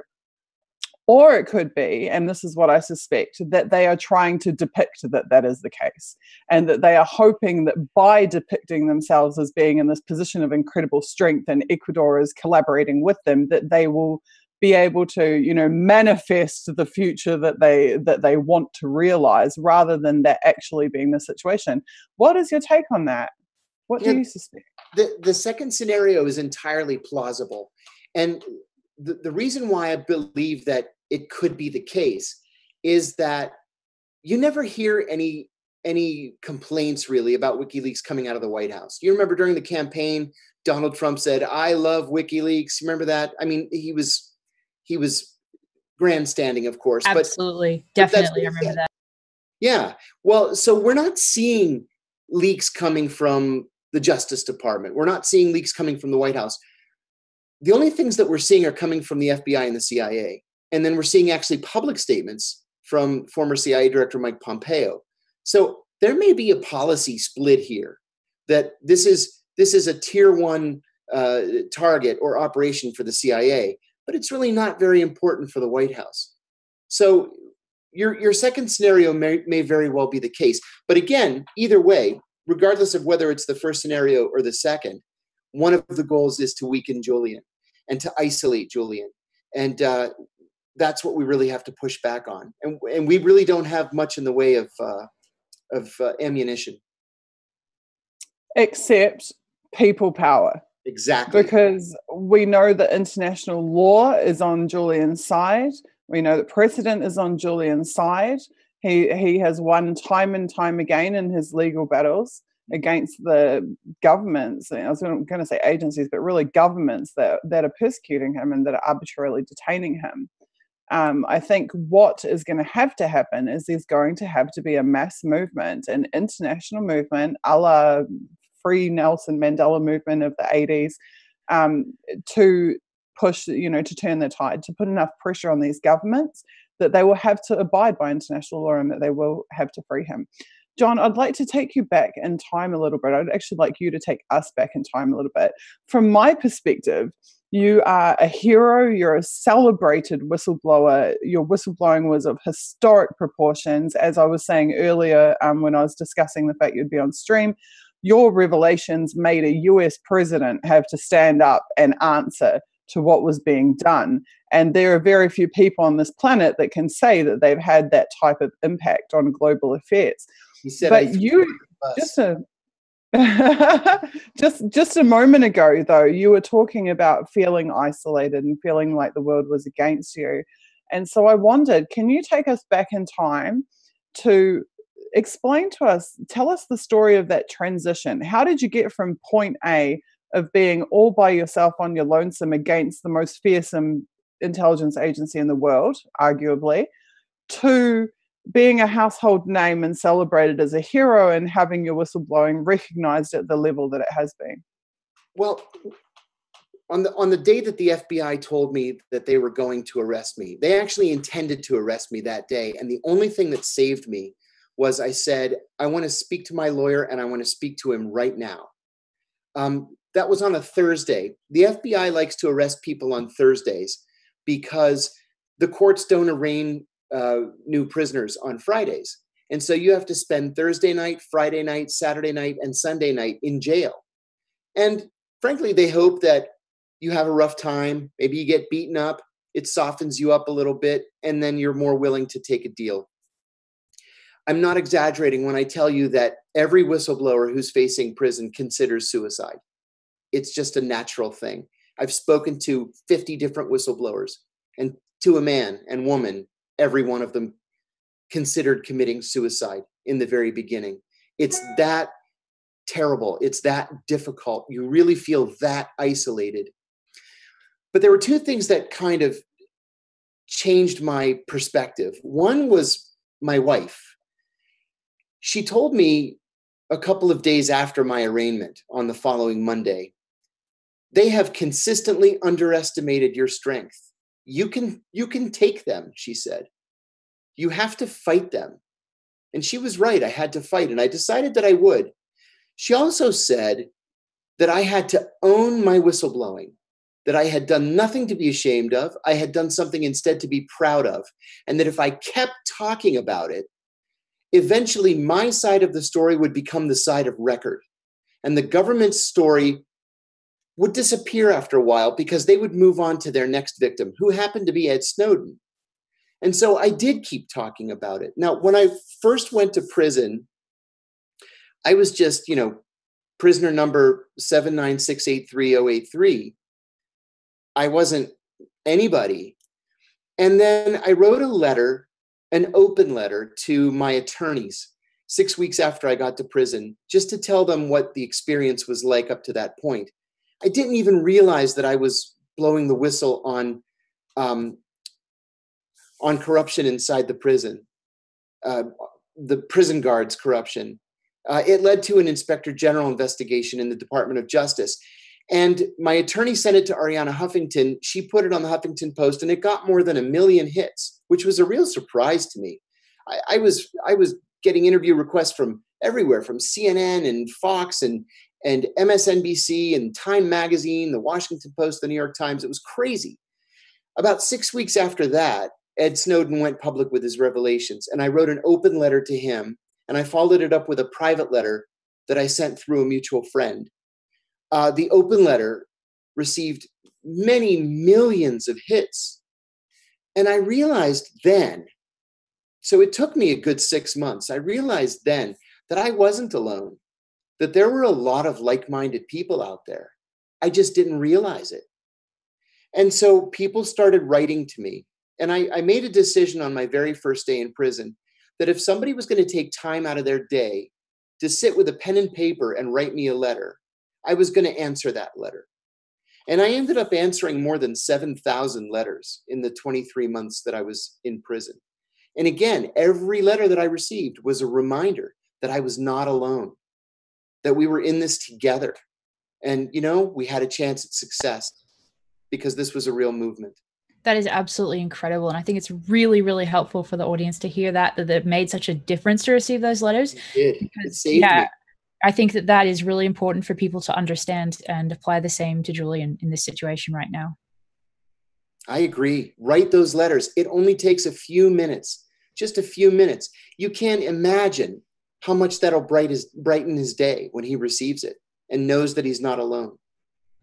Absolutely, because he's not just confined now to the embassy, as we know. He's obviously in actually a solitary confinement style situation. So yeah, you know what? Let's spend a second on that, because that's exactly what this is. This is solitary confinement. You know, the United Nations has declared solitary confinement as a form of torture. Absolutely. Solitary confinement. Just because he happens to have a television doesn't make it any less confining. So this is something that we need to remember. The solitary confinement, in part, is meant to break you mentally. And I don't care how tough you are or how strong you are, everybody is going to break eventually. So our letters are going to help keep him steady and sane and focused. It's up to us to make sure that he's not forgotten.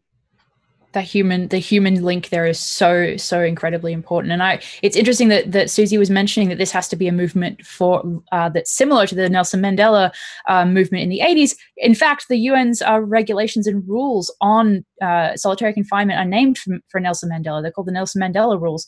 And I mean, we know that Assange is going into his third month in this situation, and the limit beyond which it's considered torture is 15 days. So he has more than quadrupled that. And in addition, the medical records that Susie mentioned earlier also showed that he was already exhibiting effects of solitary confinement medically in 2015, years before this new isolation was implemented. So, I mean, I couldn't agree with you more about the whole issue of solitary confinement and the importance of the connection remaining there in some way. Agreed. This is potentially grave. We all need to be worried about this.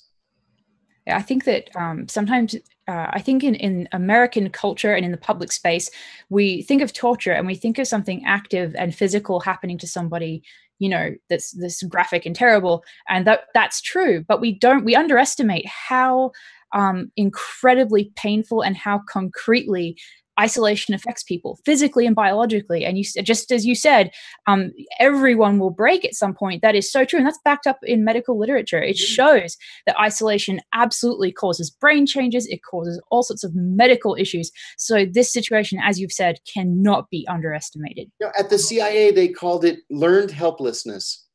And that's exactly what it is. You just accept the fact that you're helpless and there's nothing that you can do that's going to help you. You can't help yourself. And so you just fall apart. And I think that's what they're counting on. Absolutely. And I think that, you know, as you said, I think people sometimes hesitate to write letters because they think, oh, what can I say of importance? Or they think, well, will this even get through? And I think that if you have that type of hesitation, please just write it anyway. Even if they're all thrown out, if you are writing those letters, you are making an act that you are enacting, something that will really, truly help Julian survive this. You know, as John's saying, we're his lifeline right now. So don't underestimate your own actions. There were so many people who wrote to me just about their day, you know, how their day was. One woman, you know, visited her daughter. One woman wrote to me and explained this new card game that she had learned.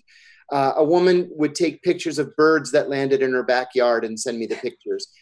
I can't tell you how wonderful that was. Because, you know, for even just a few minutes, you forget that you're in a cage and that you're being held under armed guard and surrounded by barbed wire fences and guard towers.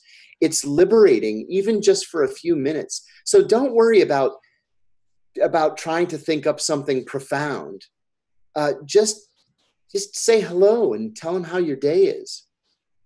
That's incredible to hear. I think that's really important for people to hear, because I know that a lot of people, as Susie was saying earlier, they don't see Assange as a human being like the rest of us. They see him as somebody who's kind of up on a pedestal almost. Yeah. And we really have to understand that he is a human being and he needs connection to other human beings in order to survive, because we all do.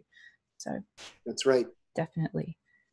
So I'm going to check chat really fast and see if we have any questions for you that are in that chat. One moment while I look. If you guys have questions for John, please let us know, and we will pass those on immediately. John, I'm really interested to know how you yourself, because you're also in that same kind of position where you are lauded as a hero by so many people. They look up to you so much for what you've done, but at the end of the day, you know that you are yourself. You're a normal guy. You've got a family. You've got a normal life. You deal with the everyday struggles of, you know, every person on the planet. have you felt that disconnect between the way that you are depicted, the image of you, versus your reality? Oh, yeah. Most definitely. I'm just a guy. I'm just a normal guy. There's nothing special about me in any way.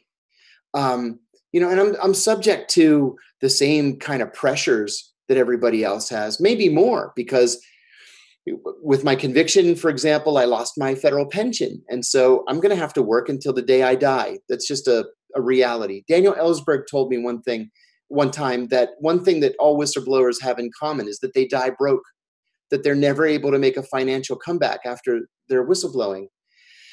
I'm determined that won't be me. But, as the years begin to tick by since I first went public, I'm realizing that may be me. So, yeah, I don't see myself as anything special. Frankly, I tried to not blow the whistle. I kept waiting for someone else to come forward, and nobody did. So I finally said something. Wow, you know who said that word for word? Huh. Snowden. It's very true. It's very, very, very true. Yeah. And the cost is very, very high. It's not just financial, but personal too. My wife finally had enough and she walked. And I can't blame her. The stress is terrible. The pressure is unbearable sometimes. So yeah, there's but what's the counterbalance to that? Like on one side we have the price, the risks that we take, the price that we pay, the horrific price that we pay. But on the other side of that, as Snowden says, you can look yourself in the mirror. Oh, I say that every day. I'll tell you something. 4 days before I left for prison, Jose Rodriguez, the godfather of the CIA's torture program, the deputy director of the CIA, tweeted at me. And he said, don't drop the soap, asshole. And I gave myself an hour to cool off. And then I tweeted back at him and I said, Jose, I'm on the right side of history and you are not. And I left it at that. And I know all these years later that I was right.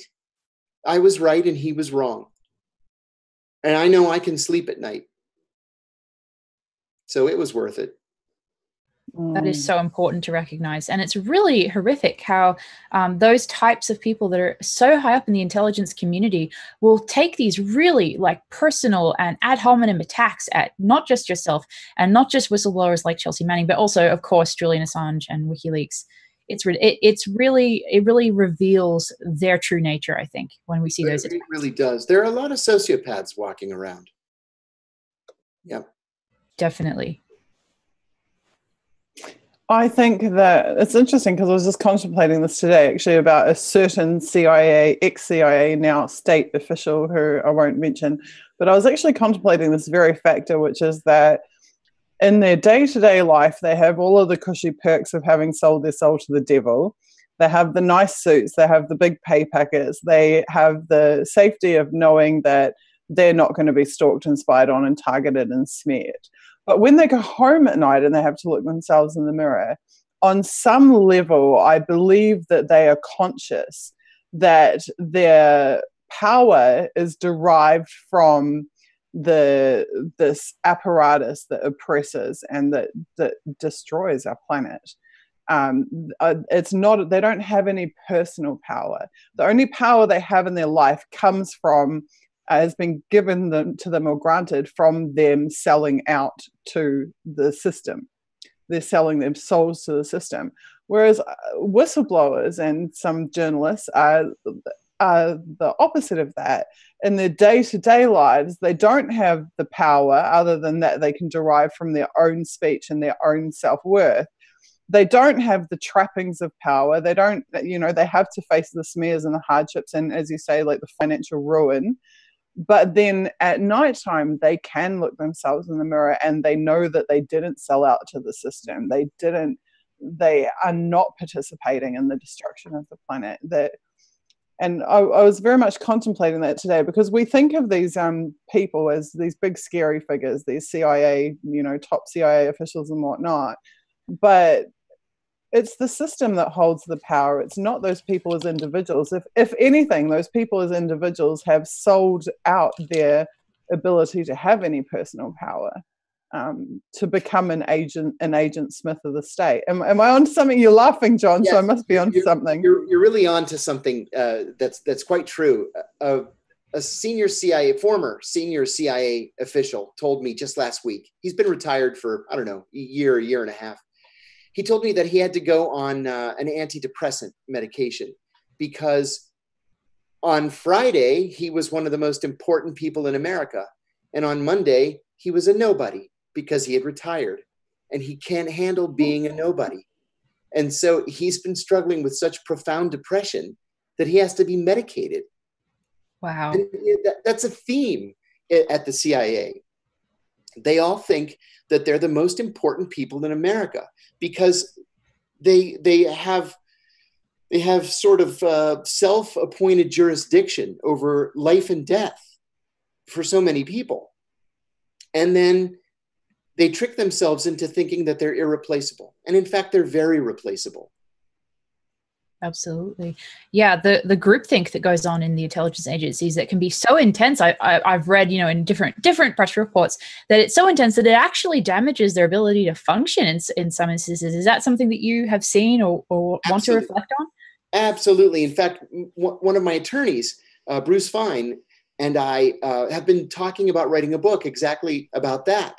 Because if you look at it, at the major international developments over the last 70 years since the creation of the CIA has been wrong about just about every one of them. And it's because of that groupthink. They throw around these slogans and business buzzwords about thinking outside the box and establishing a red team or a tiger team, and it's all nonsense. They don't know what they're doing. In fact, they end up sitting around a conference room table and just agreeing with one another. That's incredible. That's amazing to hear. Like, it's from somebody who's really experienced it. That's really, really interesting. Thank you for sharing that. Just back to the psych issues thing. It just reminds me of the WikiLeaks, and I'm sure that this has got to be one of the reasons the CIA really has it in for them. WikiLeaks publishing the leaked Brennan emails from his mail.com address. Yes. And in there was, sure enough, was his psych reports from he'd actually been seeing a psychologist to deal with the emotional fallout of being a tyrannical CIA director. It's so funny, isn't it? A CIA psychiatrist once told me that the CIA, and I say this in my speeches all the time, the CIA actively seeks to hire people who have sociopathic tendencies. They try not to hire sociopaths because sociopaths have no conscience. And with no conscience, they easily pass a polygraph exam, but they're impossible to control because they don't feel guilt. People who have sociopathic tendencies do have a conscience and do feel guilt, but are happy to work in moral, ethical, and legal gray areas. The problem is that because sociopaths are sociopaths, they're going to slip through the cracks anyway. And like in any corporate environment, it's the sociopaths who work their way to the top. And they work their way to the top because they're also happy to just climb over the backs of their colleagues and coworkers to make it to the top. And that's how you end up with a John Brennan or a Jose Rodriguez or a George Tenet, because they actually are sociopaths. But yeah, that makes so much sense. Go ahead, Susie. But then even these sociopaths that are involved in so much, inflicting so much pain on this entire planet as well as people on it, they still seem to have at some level this deep psychological fallout. And I find that quite fascinating because that tells me that even though they're conditioned to exhibiting this psychopathic behavior, at some level, I truly think that deep down in a little box somewhere that they keep it hidden in is this tiny scrap of conscience. Well, I personally disagree with that completely, but that's just my personal take on that. I think there are people that are biologically different than other people in that way, but I'll step out of that and let John. I hope Susie's right. I don't know, to tell you the truth, but it seems to me that any normal person I mean, you can only kill so many people or be responsible for the deaths of so many people before something gets to you. I mean, you've got to end up with PTSD or some kind of psychological malady. You can't just, unless you're a true sociopath. And then you can just kill with impunity and go right to sleep at night. I don't know. So this is just bringing this back to Julian. This discussion is making me reflect on the fact that the CIA derives its power from its ability to inflict violence and to control people. And Julian Assange has derived his power from his ability to save people, for his ability to provide them with the truth. The CIA derives power from lies, from their false flags and their fake color revolutions and their everything else. Julian and WikiLeaks have derived power from truth-telling.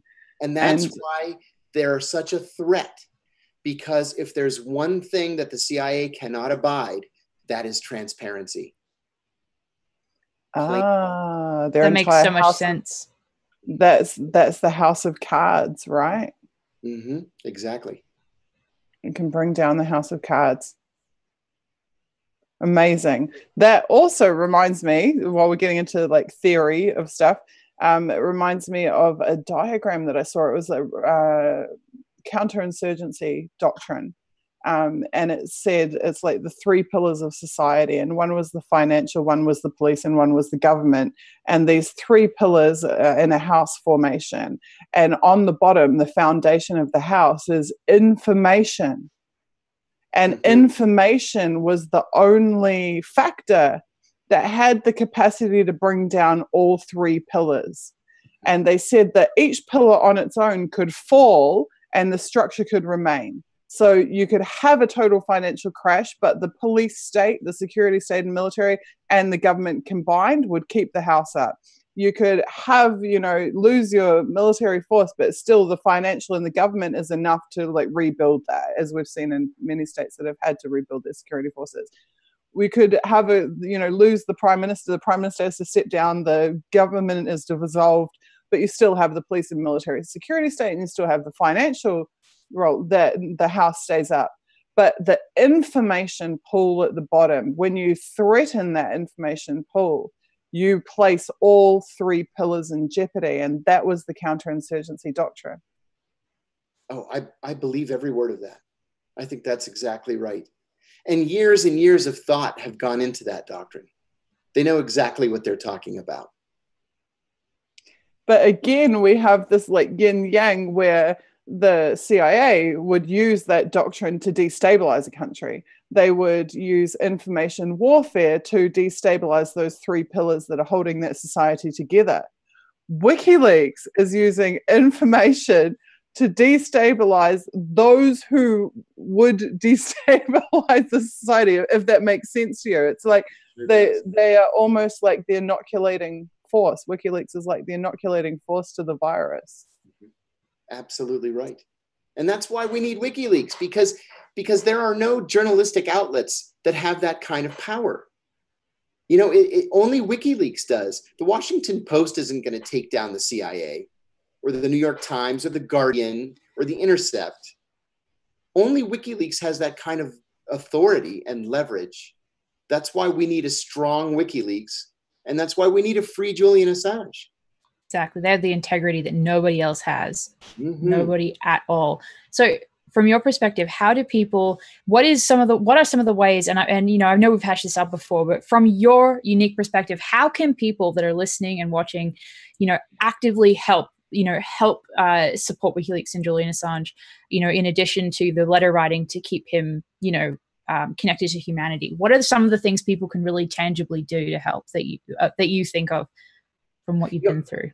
I was speaking to a member of Congress about a week ago, and the topic of WikiLeaks came up. And this guy's a very conservative Republican. He's a member of the Tea Party caucus here in the States, which is it's a group of the most conservative members of the House of Representatives. And he said that he had sort of a knee-jerk reaction against WikiLeaks for a long time.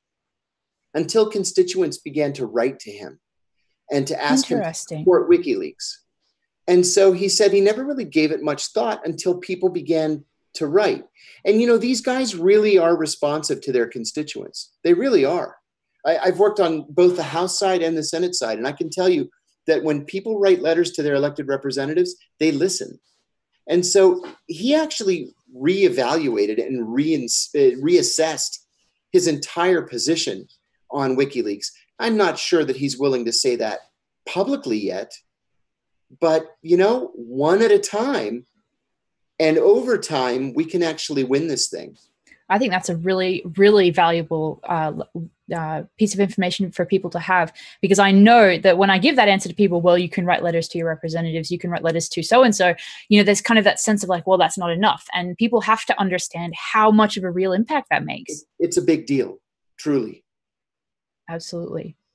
So is there anything else you want to talk to us about your experience with Julian Assange or WikiLeaks or anything else related to this whole issue?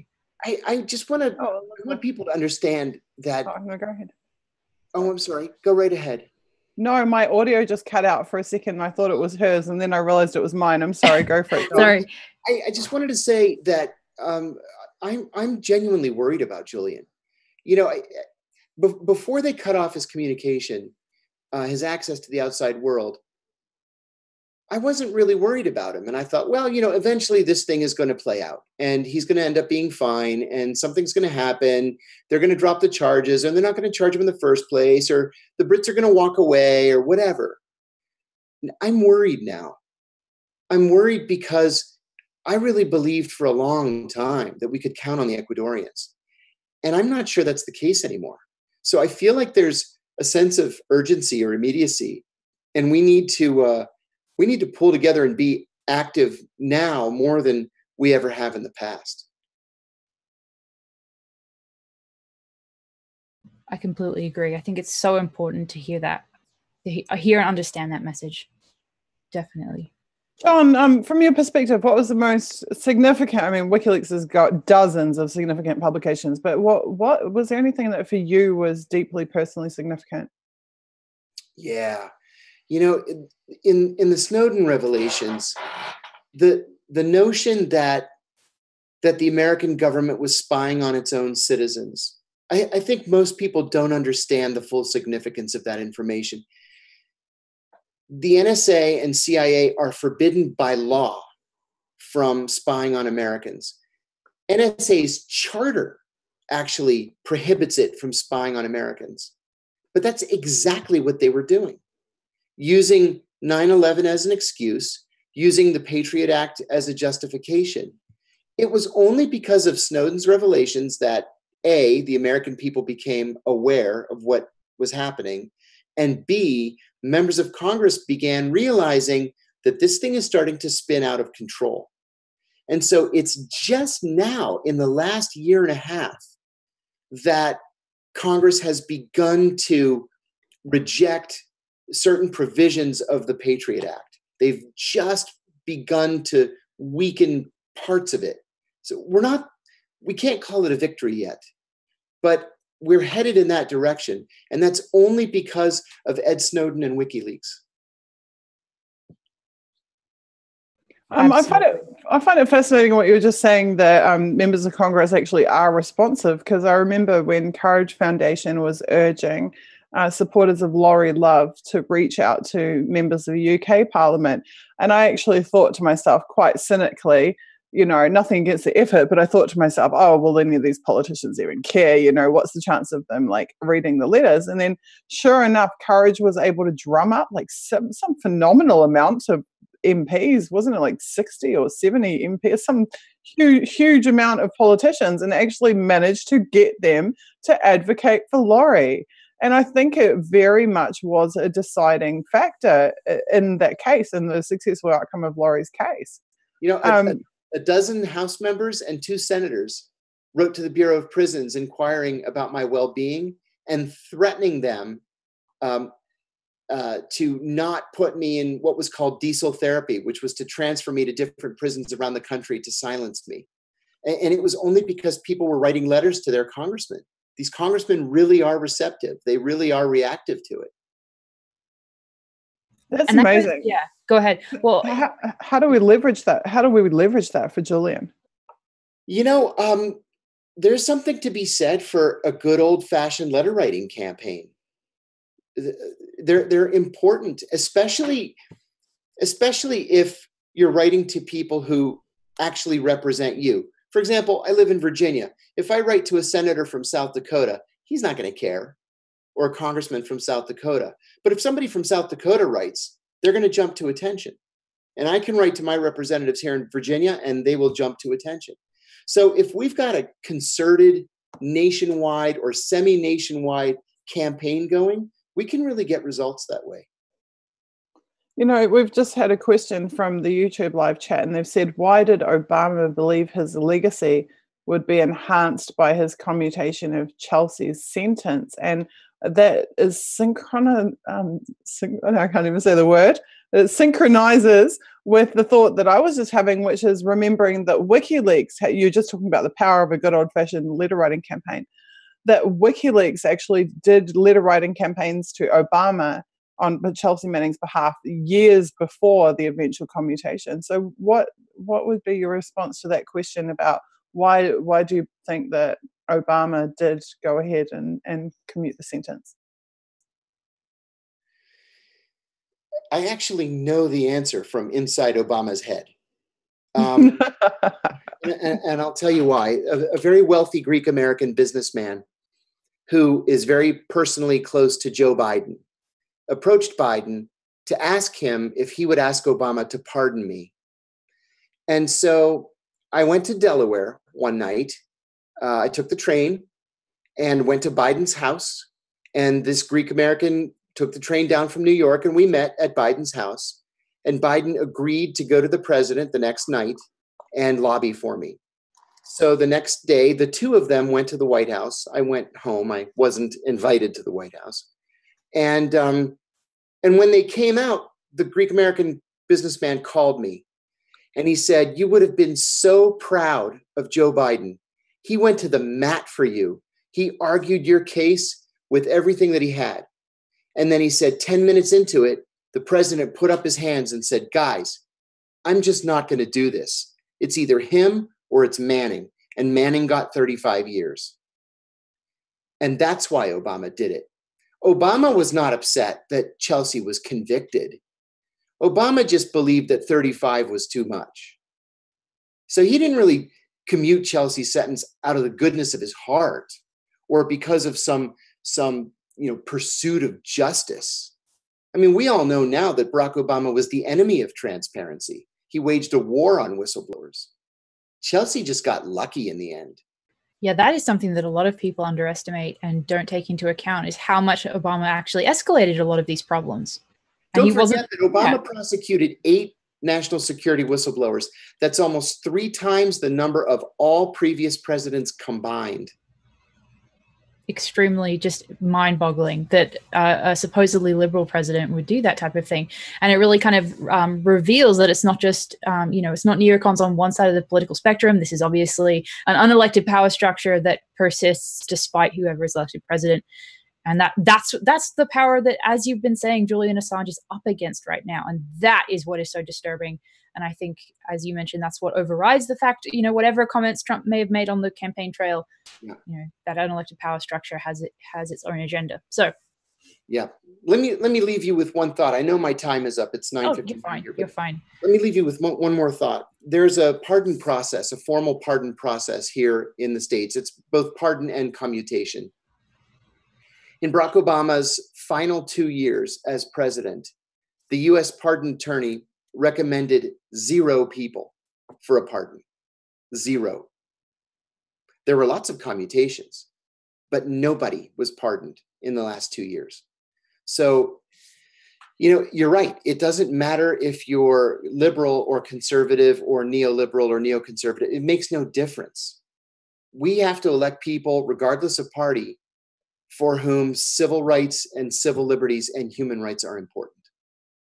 Because the deep state or the federal bureaucracy, whatever you want to call it, isn't going to do it for us. That's an incredibly important, statement, and it's a great one to leave everyone with. Thank you so much for joining us. Thank you. Best of luck tonight. Thank you. It's an honor to speak with you and have you here. Pleasure's all mine. Thanks for inviting me. Thank you so much. Bye-bye. John, we are so lucky to have you. I just want to thank you too from the bottom of my heart. It's really special to get to speak with you. Your contribution is amazing. Thank you so much. And strength to Julian. I'll talk to you soon. Absolutely. Julian, absolutely. Thank you. Definitely. Good night. Okay, guys, I also am going to step out for a second. Oh, here we go. I'm going to step out too very shortly, but I just want to do something that we should have done the first hour and haven't done yet, and that's tell you that we want all proceeds and donations that you guys are making tonight to go directly to WikiLeaks.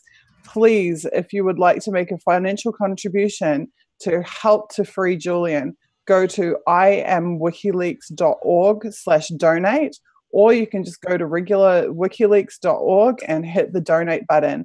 Or you can go to the WikiLeaks shop and order awesome t-shirts and bags and cool, fantastic things from WikiLeaks that you can then get to show off to your friends. So I highly recommend doing that. I've got half a wardrobe of Courage Foundation stuff myself. Also, if you want to support whistleblowers, you can do the same as I've done and go to couragefound.org. couragefound.org. Again, you can buy merchandise from them, or you can make a donation to them, and they allow you to either donate to a specific whistleblower or an at-risk journalist, or to donate to their general fund, which is then distributed to all of the whistleblowers who are in need. So please, we're going to constantly remind you of that fact between each guest tonight. Please give generously. Go to imwikileaks.org, circulate the information there, share it on social media, make people aware of it. This is the most, and I truly believe this is the most significant issue of our generation, is to support those who have the courage to stand up and do this tough stuff. We've just heard from John about the price that whistleblowers pay. We've heard about how miserable and lonely it is for them, especially these like Julian in solitary confinement, that yes, they do contemplate suicide, that yes, they do face lifelong financial ruin. Courage Foundation and WikiLeaks are unique in their indomitable support for the most at-risk whistleblowers and journalists in the world. Please, please give generously and support them. imwikileaks.org. On that note, I'm going to leave you with the lovely Elizabeth, and she is going to proceed with a number of fantastic interviews. And I will see you guys in about 7 hours, I think, a bit later on in the stream, to do a bunch more interviews of amazing guests. In the meantime, I'm going to go and tweet my butt off. So you're going to see #Unity for Jay all over my timeline. Again, I just want to say thank you to John Kiriakou. Incredible to get to interview you again. Thank you so much, John. And thank you to all of there's literally dozens of people working in the background behind the scenes right now to pull this all off. I want to say from the bottom of my heart, thank you all for donating your time and your skills to advocating for Julian. You guys get that hashtag trending. Please make the whole world know about this hashtag, and let's continue to band together and support Julian. Thank you so much. Good night, guys, from me. Thank you so much, Susie. This is going to be an amazing, amazing vigil. And speaking of amazing, we have the incredible Nico House about to join us. He is in Zoom with us, and I'm about to bring him on. And we've already discussed Nico's amazing contribution to independent media and to seeking justice for the corrupt Democratic primary. And so without further delay, I'll just get him into the chat with us. So one moment while I promote him. And we should see him just momentarily. Nico, you're muted. You just, on the bottom left, there is a mute. There you go. Hear me? And I can now. Yes, I can. Great. Awesome. What's going on? Just a visual. I'm so glad you could join us. Thank you. Last time we were speaking, it was a completely, it was a completely different subject, but I'm really glad that we're here today to support Julian, that you've joined us. Well, thank you so much for including me in this. It's something like Julian Assange is somebody that I consider like probably a hero, representative of everything that we are fighting for. and that people have been fighting for so long. I would even venture to say that before recently, we knew what WikiLeaks was, but because of the mainstream media not wanting to attach WikiLeaks with the hero or martyr, we very rarely heard Julian Assange's name until recently when they decided to demonize him. And so I'm glad that now people have a hero and a face to match with the same organization that has really exposed so much corruption, not only in the States, but around the world. Yeah, and speaking of that, they've been such, an effective journalistic outlet, as you just mentioned. And one of the really huge issues about this whole Julian Assange vigil that we're trying to discuss with our audience is the issue of not only human rights, but also press freedom. And, as somebody that has experienced censorship and has experienced corruption, if you could just tell our audience, like, what WikiLeaks means to you and what the persecution of Assange means to you in terms of press freedom. Oh man. So obviously, I'm a journalist, and for me, journalism was an accidental, it wasn't, I don't even know if it was a choice at this point. I used to tell myself, yeah, it's a choice. Now I'm thinking about it, I was kind of forced into it because people had this, undying yearn for truth in those who are willing to bring it. And I think that there is a subconscious understanding that, okay, but to have people bring that truth, you have to, that person has to be willing for everything that's going to come with it. And that is essentially what Julian Assange embodies. And before the recent WikiLeaks stuff dropped, there were a lot of people in the States who had come out and was telling the stories that WikiLeaks told, and revealed. Obviously, myself being one of them and a few others.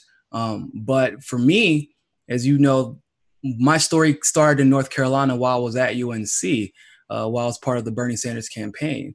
And obviously, I discovered a lot of corruption. That same thing that happened to Julian Assange. I was demonized by people I even used to call friends. Was laughed at and attacked online and threatened. But because of WikiLeaks, I ended up being vindicated because there was somebody else who was willing to put his neck out on the line and tell the truth at a time where it was highly condemned. I think this is the probably the most highly condemned WikiLeaks has ever been in the States. I agree, definitely. And seemingly, it seems like it's happening around the world now, which is so ironic, right? Because I distinctively remember when WikiLeaks and the Democrats specifically, when the Democrats specifically loved WikiLeaks. I remember it very vividly because I was in the military and I was actually part of an intelligence unit where they're often celebrating, like, wow, I'm so glad that WikiLeaks brought attention to this. I'm so glad. Wow. Helped out Chelsea. That's incredible. Yeah, I was in the intelligence unit at Fort Bragg, and they were excited about it because there were a lot of things that we saw that people in the military, as we know now, were not happy was happening in Iraq and Afghanistan. And so for me personally, Julian Assange is has almost like a personal connection to somebody I've never met, because if it wasn't for him, I'm not exactly sure if the DNC fraud lawsuit would have been as palpable as it is right now, and would have stood half the chance that it does in courts right now. I don't know if I would have been personally vindicated. I don't know if the skeptical, there are progressives who believe in truth telling, but they're very, very specific because of the stigma that comes with calling out the establishment. And so Absolutely. I don't know if those people would have been brought over into the light if it wasn't for WikiLeaks. I completely agree. And I think that the role that they played, like the real importance of those documents in validating the experience people had in that primary is very much, I think, underestimated. I think that without them, so much of 2016, as far as the Democratic corruption, never would have been exposed. Mm-hmm. So from your perspective as well, like when you talk about being demonized, what are some of the ways that from that perspective you feel people can help Julian Assange right now as a human being and not just as the editor-in-chief of a journalistic organization? Oh man, that's this for one. yes, that's definitely. obviously donating to the cause. Also, I would say when you write, if and when you are writing to your senators and your congresspeople and the president, you need to appeal to the humanistic side of the situation, not just, oh, we deserve freedom of the press. He didn't do anything wrong. There is that, and that is obviously extremely true. But we know how this game goes when it comes to the United States. This isn't just happening. I mean, it's happening to Julian Assange right now, but Kim.com is also has gone through and is going through it in his own way. And so It doesn't matter whether it's legal or illegal. When they want to do what they want to do, it's going to happen regardless. So you have to appeal to the humanistic side of these government officials. And I would even encourage posting your letters and what Julian Assange's, what his efforts mean to you online via whatever social media or Instagram or Twitter or whatever, just so people can see the effects that free speech in truth has and how valued it is. I think that's an incredible idea. And I think that's really something that people do, again, need to be reminded of, is how much of a difference, a really tangible difference it does make to express support of Julian, to retweet or to reshare, and all of that towards supportive, accurate reporting and on WikiLeaks and Julian. So we were talking just a minute ago about the importance of WikiLeaks to your case specifically, but I know that since the 2016 election, you've definitely moved into being an independent journalist and somebody who's actually started, a network with Mikasa Sukasa, with Just Inform. So what do you think the state of that independent journalist, that indie media that's been really growing in the last few years, in large part thanks to WikiLeaks, would be if the prosecution and the persecution of Julian Assange as a political prisoner was successful? Like, how can you give some idea of how damaging that would be? I think that it would be one of the stupidest mistakes for this administration to make. I think that Trump specifically, because he's like a PR, I don't know if you want to call him a PR Zen master, or he's just, maybe he just gets lucky all the time, but he knows when it's time to just say, you know what, if I mess with that person, it's not going to look good on me, because it isn't just the left who loves, like the progressive left that love Julian Assange, but it's a large amount of the right who previously didn't like him, right? Yeah, exactly. Well, that's why it's so important. That's why this Vigil exists in the way that it does, to bring that support together from all sides of the spectrum, definitely, because it would be completely ineffective without that. If they prosecute him, that would make him a martyr. That's true. God forbid if anything happens to Julian Assange while he's in what I call custody. I don't really consider that freedom. If anything happens to him while he's in custody, that would make him a martyr. It would galvanize the independent community in such a way that you're looking at statues erecting, T-shirts being made. It would make him almost like a Che Guevara of free speech. It's in Che Guevara was controversial in a very similar way that Julian was, but the good that he contributed to, and the theme of unity, despite race, ethnicity, political affiliation, all of that stuff would be strong with Julian as well. So I think it would be stupid to. I don't know why they haven't just dealt with it and pardoned him. Yeah, because Trump owes a lot of his victory to Julian. Well, that's such an interesting point, too, the fact that what they're doing to him by upping this persecution, it makes it very clear that this isn't just about a dropped investigation in Sweden. This is not about skipping bail, that this is about persecuting a journalist for political reasons. It's to draw a comparison to, that many people can understand. This is exactly what's happened to Colin Kaepernick. They're making an example out of him so that nobody else dares do the same thing again. It's like, well, it's wrong that you're doing this. It doesn't matter. And it's interesting too, because in both cases you have the backlash actually, as you just said, increasing the support for them way more than the negative is able to affect them. Absolutely. If they didn't treat Julian Assange the way they did, the same they are doing, in the same way with Kaepernick. Kaepernick became the #1 jersey sold that year when he started the protests. And he was, the first half of the year, he was on the bench, because of political stuff, but he was on the bench the first half of that year, and he was still the #1 jersey sold.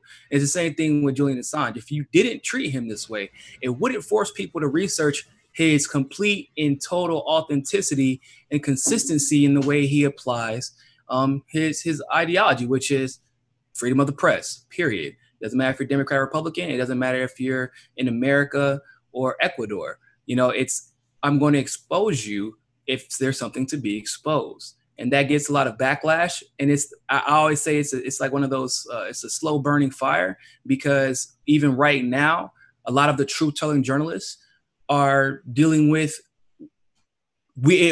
sometimes you're in the really popular side of things, and then other times you have to criticize certain things. Like, you know how a lot of us feel about Q at this point, and now we're feeling backlash from that, even though we're, models of consistency.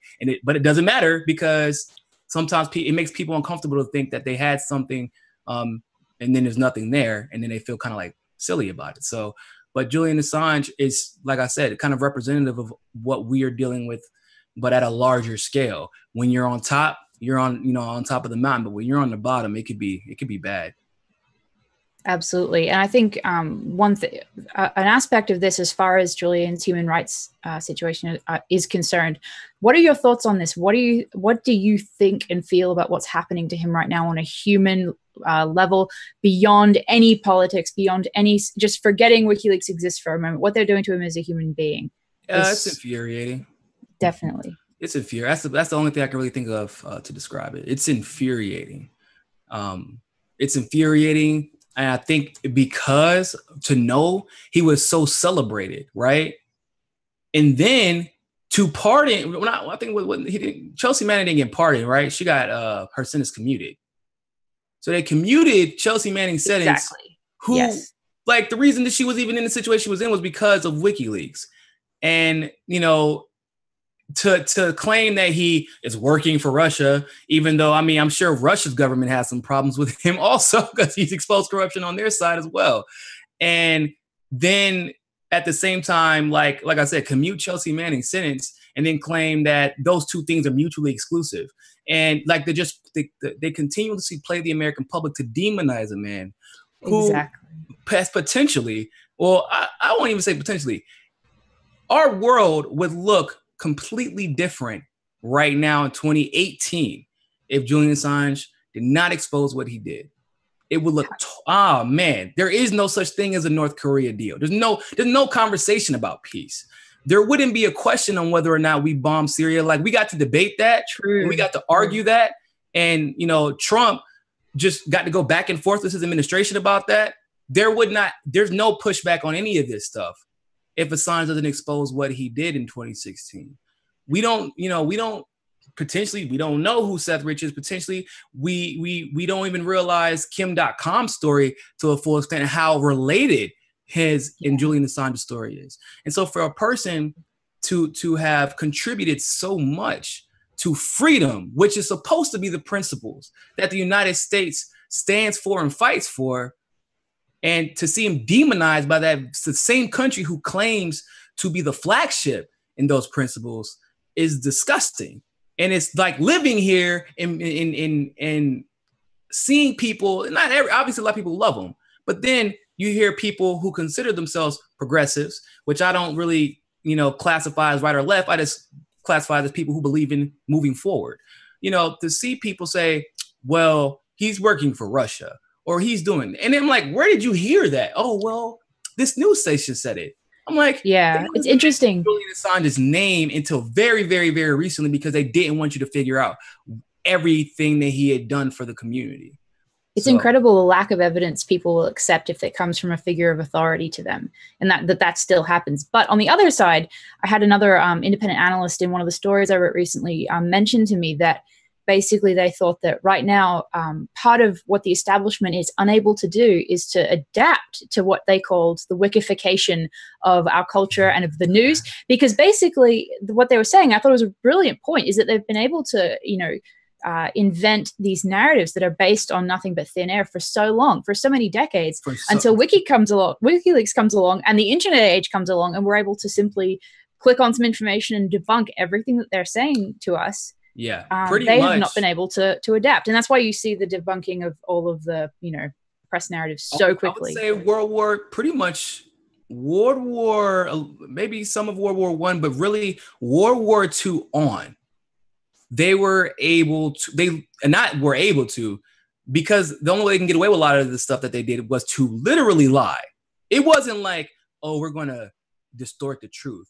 It was like, hey, Iran's president is now an Islamic extremist and a communist at the same time. It's like, and when you go do your history, you figure out like, whoa, he was actually secular, was against extremism. And then when you replaced him somehow, and this is a consistency that we see with literally almost every government that the US replaces, right?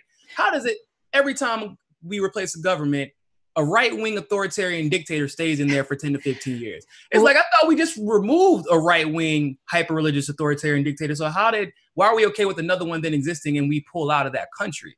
Exactly. Which is a lie that we tell. And so you've seen this pattern and we've accepted it, right? Because and I am guilty of this because I'm part of the conditioning that is the United States of America. Like, we are a condition. If you lived here, you would know how bad it really is. And I remember when I finally started waking up to a lot of these things, it was a shock it kept me up at night for almost, 4 or 5 months straight as I'm ingesting this reality, because you start seeing these patterns. Yeah. And then I think that the nail in the coffin was Julian Assange. It's like, hold on. When they said WikiLeaks dropped this information, and I was like, okay, so what's going to happen next? Are we going to address it? Or WikiLeaks works for Russia. Wait a minute. I was like, holy shit, it's like I'm living in a cartoon. It's exactly. Like, this has to be a satire. Like, he forced their hypocrisy to show itself, and he forced their hand. It's incredible. And as you were saying just now about these narratives that were fed to us, decades ago, it has in past times before WikiLeaks existed, it took decades for people to turn around and say, hey, wait, this history that we were fed at the time was totally inaccurate. And now it's happening in real time as these narratives are being spun. And that's what's so dangerous. Here's where it gets a little bit more interesting. I'm not sure how many people know about this, but did you hear about the recent announcement? Facebook is ending the trending section because nobody uses it. Apparently, that's why interesting. That is the stupidest thing I've ever heard before in my life. I'm like, how do you use the trending section? You look at what's trending, and then stuff appears on your timeline. I don't know how you use the trending section. You just look at it. But here's what they're replacing it with. Well, we know people still like the news, of course, right? So we're going to give 80 publishers the ability to post breaking news tabs with their videos. Only 80. And I said, this is really curious. I wonder who's in charge of this, because this sounds kind of stupid. I don't know how they expect, because this isn't like a marketing move. Because it doesn't make any sense in that regard. So I look up who's in charge of the news products in Facebook now, and it's a young lady named Alexis Hardiman. Do you know where Alexis used to work before she came to Facebook? She was a vice president of news products at the New York Times. The same New York Times who released the story, which is probably the biggest retraction of the century, which was the 17 intelligence agencies conversation that they started, which even after retracted, the damage had already been done. So people have still been playing onto that story. The only reason, think about this, people, that story was the only reason Robert Mueller was hired. Okay? Because obviously political pressure kicked in, and then James Comey was allowed essentially to slide him into the picture based off of the hysteria that story created. And so this woman was a vice president of New York Times products, news products. By the way, she reached vice presidency in 10 years, less than 10 years, because she worked for New York Times for 10 years. Then she ends up working at Facebook. And then her whole goal was to combat fake news. That was the reason she took the job at Facebook. And then I found out that she worked at Oliver Wyman as a managing director right out of college, right out of Columbia. She was a managing director at Oliver Wyman. And their biggest clients, which is no surprise at this point, is the World Bank and IMF. Interesting. Yeah, and I think bringing this back to Julian Assange as well, can you speak to us a little bit about, really the importance of leaving all of our politics at the door and joining in this one single effort together, no matter our political differences and no matter where we come from. Because, and that's the strength of what we're doing here, is we're trying to give people a voice on this subject that, you know, combines massive populations through this one issue. Yeah, and that was actually the point of my story. It was that they're bringing 80 publishers. Now, do you think those are going to be liberal only? No. You think they're going to be right-wing only? No. It is going to be a very controlled and concentrated list of controlled opposition on both sides. And we are going to slowly see our freedom of press denigrate, because 50% of all of our news comes from Facebook right now. That's where 50% of our country, at least, goes to for the news. Do you think that that happens if Julian Assange hasn't brought at this point, billions, I would even go venture to say, of people together across the world? Because it's like, look, we may have our ideological beasts as far as politics is concerned, but if this is allowed to come to pass with no response, then it doesn't matter, because we will be crushed. We will, like, social media has become important in our ability to coalesce and you know, and gather behind these issues and stay up to date and be aware. And if these type of things are allowed to come to pass, and we don't start seeing these patterns, like I said, this woman somehow ended up at Facebook after playing a huge part in her early 30s after working at the New York Times. And it wasn't even breaking news. The only reason I found out about it is because Tech News was reporting it.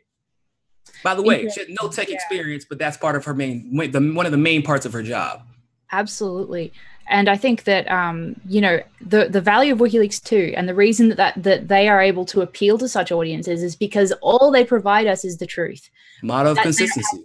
They're consistent in that way. And so because of that, they piss off both sides, but they also appeal to people on both sides. And you know what's funny that you say that, because you know that there are a lot of people who would assume that, like, Jeff Sessions, for example, would be like on the side of WikiLeaks. Like, yeah, he's attacking the Dems. All right, they frame it as they're attacking the Dems, WikiLeaks attacking Dems.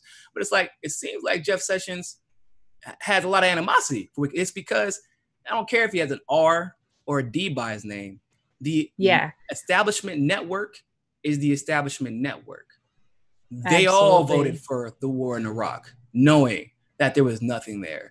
They all voted for the war in Afghanistan, knowing that Osama bin Laden was like, I mean, and we murdered millions of people. We murdered millions of people. We don't even know why anymore. And I mean, we know why now. And from a military perspective, that's so much more real and concrete, and something that is really valuable for people to hear from you, I think. Yeah. For those of you who don't know, I'm a veteran. Yeah. So in the damage that was done, the people that were killed, and what makes it even worse, and quite honestly pisses me off to the umpteenth degree, is that we will kill millions of innocent people. Not like, they're a terrorist and they know what side, when they pick up a gun, they know what happens. Like you're shooting and you're getting shot back at. But those weren't the people we were killing. Because at that point, ISIS would be dead if we were killing millions of people, right? We're killing kids. Exactly. We're killing women who just walked out to go grocery shopping, people. And we say nothing. We call them insurgents.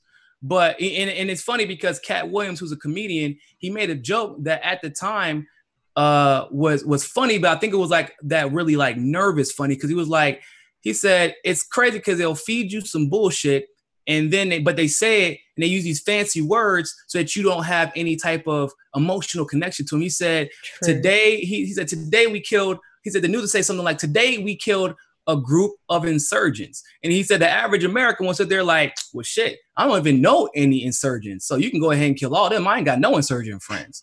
And then, like, it dehumanizes. And then we tell them, and then it's the same thing when we use the term, it's that's been a term that's been radicalized, which is refugee and racialized. Refugee versus political prisoner, right? True, very true. I live in Miami. We have a lot of Venezuelan refugees, but Venezuelans, as you know, are primarily Caucasian. And so we don't call them, we call them immigrants. Interesting. But when we were referring to the Sudanese that we've displaced, when we're referring to the Somalians that we've displaced, then we're referring to Libyans, Syrians that we've displaced. They're refugees, which makes, which adds to the idea that the facts and consistency of the facts being delivered are so important on how we perceive the world. Exactly. And how for veterans, how has the information and the evidence of war crimes that WikiLeaks has published, how does that affect, what is the significance of that for veterans who have seen this, on the ground happening in real time, the revelation of that publicly? I mean, look at Chelsea Manning. Yeah. Right. You see more and more people willing to make that sacrifice because when you thought you were I didn't really believe in the U.S. Army. I joined for financial stability. But there are a lot of people who did believe in the military. And there are a lot of people who suffer a lot mentally because, they didn't need actually the revelations of the war crimes because they were there, they were involved, and they knew subconsciously, what are we doing? Why are we running into these people's houses? Why? They're shooting. A little kid will pick up a gun, and then you're like, well, yeah, we just busted into his house. Aren't you we got a lot of pro-Second Amendment gun nuts in America. If you step on their property, they're screaming, oh, I wish you would. We would, before you even get to the door, right? We're literally walking into people's houses, pretending to play hero. And WikiLeaks reveals all of the hypocrisy behind that. And that is absolutely incredible. So it's people a lot. I mean, family members that I have suffer because of a lot of the things that we've done. Absolutely. So one moment. I'm looking at the questions. And by the way, if anybody has questions for Nico that you would like to have us ask, please put those in the chat, the YouTube chat, or any other social media platform, and we will be collecting those and asking Nico throughout this hour. So I'd really like to hear your questions and thoughts that we can ask him while we're here. So I'm going to switch over to Ecopod, see if we have anything new. Just checking. I'm going to check the chat as well. You guys are wonderful, and you're talking so much. There's definitely no way to catch up on this amount of conversation. So yeah, as I said, if you guys have questions, let us know. Just scrolling down through right now. Lots of love hearts saying, free Julian Assange, keep fighting for Julian. Mm-hmm. So what was what was the first WikiLeaks publication that really caught your eye? I mean, I know that we've talked about 2016. I know that that was I always had the feeling. Well, I've always had the feeling that these terrorist organizations were created by us. At the very, very bare minimum, facilitated by us, because I was going to actually try out for special forces. So there's very specific training regimens that you use or that you practice, because it's when you're going through what's called selection. These are team building exercises that require a lot of physical concentration, obviously mental concentration, but also the ability to work together and pick up the slack for your other teammates, but make sure that you also don't contribute to, bringing your team down. And when they started showing ISIS, I was like, wait a minute. I kept rewinding it. I said, those are our training. That's our training regiments. And they're like, what are you talking about? And I'm rewinding. I was showing my friend, bro, isn't that selection like PT? And he was like, yeah, that's really weird. And it was kind of right then and there, I knew. I was like, are we paying these people? And then there were the articles that would kind of slip out, right? Over time, over the last, 7-8 years, saying there are a lot of Americans in ISIS. ISIS doesn't have a habit of killing X, Y, for example, the black people that were captured, they were releasing them. And it was kind of confusing. Yeah, because it was they were showing these patterns of they were they were an oppressed group, a rebel group. And they were being retaliatory, but at the same time, they were kind of fighting for their survival. So if the U.S. comes up to you and says, you're going to work for us, What can you say? Actually, you know, it's interesting. It wasn't the US, but there was actually a situation that happened very recently. It was very, very much actually like that.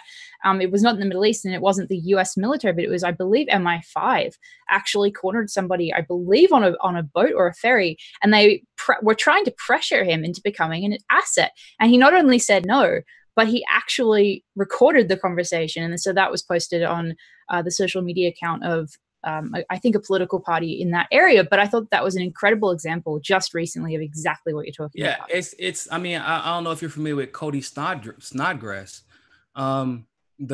He was the one who was originally asked to do the OKC bombing. And once again, really confirming everything that we had suspected. But whenever the document that came out where Hillary essentially was complaining because she was like, we're giving Qatar and Jordan. Yeah, that was an important WikiLeaks document for sure. I saw that a lot. I was like, did she say in the same document, we're giving them all this money and they're also the largest sponsors of state terror? And then you go to the .gov website and they're like, oh, the largest sponsors of terrorism or state-sponsored terrorism are, what a coincidence, Iran, Syria. What was another one? It was Iran, Syria. All I know is Saudi Arabia was not mentioned. Yeah, or not Yemen, excuse me. Saudi Arabia wasn't mentioned. Qatar wasn't mentioned. None of these countries. Israel. One question I had for you, really specifically on that, not just the general releases WikiLeaks has done, but specifically on the collateral murder video. Have you ever seen that? And if you did, no. Okay, because I was going to ask how you felt watching that, but since you haven't seen it, basically it showed, U.S. forces gunning down a journalist and among civilians that were posing no threat to them. And it was as if they were playing Call of Duty or something like that. It was absolutely horrendous. And that was one of the really groundbreaking publications that WikiLeaks did early on. And I believe that along with the other publications they did in 2010, that started basically the mobilization of an all-of-government attack on WikiLeaks. I mean, with multiple agencies.